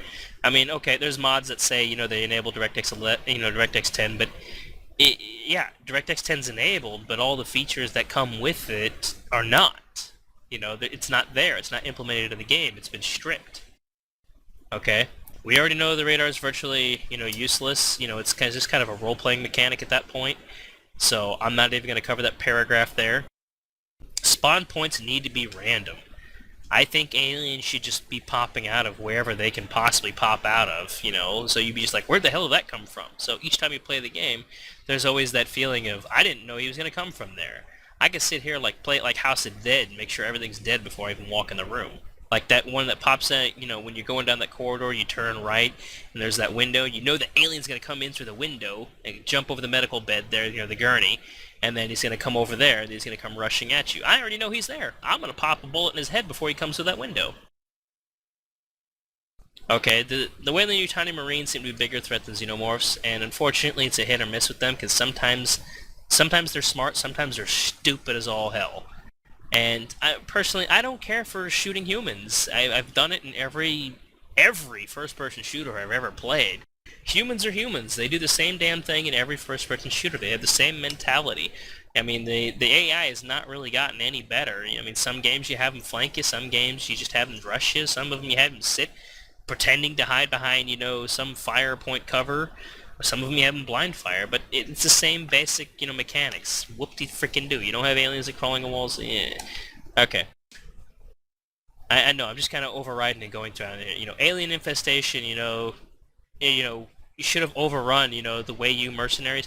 This one I want to hear all of your opinions on, guys. You still all there? Yeah. Yep. Akasen? Okay, alien infestation should have overran the way you mercenaries so that your Marines would have to wade through a much larger hive of freshly supplied meat. So basically, look at how Xenomorphs, reproduce. They use human bodies in order to reproduce and make more aliens, okay? Okay, wouldn't it serve if you have a much bigger supply of humans that these Xenomorphs would be picking off those guys left and right to create a much bigger master colony in order to just completely overrun the area? Especially since they've been there for so long. Wouldn't it have been a great idea to have them, somewhere like 3/4 through the game after you've dealt with that many damn Marines, have all the extra, PMCs get picked off, and you find out where the hell did all the PMC go? And then next thing you know, there's a super colony there of aliens that you have to literally, go on a suicide mission into, and you literally have to go on to the inside of the core of this hive, drop a nuke or whatever. I mean, there was an AVP game or something like that where you actually had to do a similar kind of thing, like Alien Infestation or something, and you actually had to go to the core of this hive, drop a nuke, and that was one of the multiplayer levels. And it was a great thing. You did objectives, and you got to the end, you dropped a nuke, and you got the hell out of there. They need something like that, is like one of the missions. They're supposed to be adding new ones to it, but They're Yeah, adding a no one- bug hunt, which is supposed to be their horde mode of the game. We'll see how should that have been works. in the game. Okay. Alien controls. We addressed this a little bit. They're clunky and they tend to lead to falling off ledges, while, crawling over 90-degree angles in many cases. The lurker jump, seem to have many issues, with jumping, downwards towards a marine. I don't know if you had to deal with that one yet. If you're like hanging from a scaffold and you try to jump downwards at a soldier, you may entirely miss him. Like it may actually jump straight across, to the other wall. Okay, the Spitter. The Spitter has a talent that you can unlock called Rupture. If you shoot the alien when he's in point-blank range, it will explode in a violent, nasty boomer explosion of acid and kill everybody in the area, making it an instant kill, regardless of whether you have acid armor or not. And yes, the acid armor is unlockable for Marines. Okay, Pulse Rifle smart guns seem to have, lower round per minute fire. They should be firing almost twice as fast in all cases. If you actually check out the stats on the original guns fire twice as fast as the ones in the game, so you're technically not even dumping out ammo as fast as you should be. If you did, then there might be more of a terror of, oh shit, I'm out of ammo, I need to switch guns, while fighting aliens, Yeah. Okay, what was it? Hitbox detections on some of the characters don't really work as they should. Sometimes, it feels like you're missing more often than you should, even though you got a bead right on the target. And then at other times, you seem to hit a target even though you're not aiming directly at it, You should have been able to take out limbs a lot easier. Oh yeah. There's a huge demand right now for the original pulse rifle, the MK1, which, had 90 rounds in it and had a faster fire rate and a continuous fire rate. Everybody wants that gun right now. They're like, give us that gun! Okay, Jason, you probably noticed this. The pulse rifle, if you hold it down for a long period of time, the sound cuts out. Akasen, you probably noticed that too, right? Okay, moving on. Okay, the xenomorph animations seem kind of stiff, and my personal complaint is, along with some fans, is that the xenomorphs are too small. If you know a damn thing about xenomorphs, they're about 8 feet tall. They're actually pretty damn tall aliens. Instead, in this game, it's like 5 or 6 feet tall, okay? They're And when about human height. Yeah, they're about human height. They're supposed to be taller than you. They're big sons of bitches. I Okay, think they got that right in the 2010 one. yeah. Okay, xenomorphs need a hold completely still feature. Oh my god, I can't even stress that. In multiplayer, because, you're standing there on the wall upside down or something like that, hiding in the shadow, and there's your tail, your 8.5 foot long tail whipping back and forth, just giving you away because you're moving in the shadows and it's easy to see you clear as day. I don't think your tail is even a weapon in the multiplayer. It is if you're upside down and above an enemy. You can use it. What? Yeah. In the original, it was like you can use it anywhere, anytime. Yeah.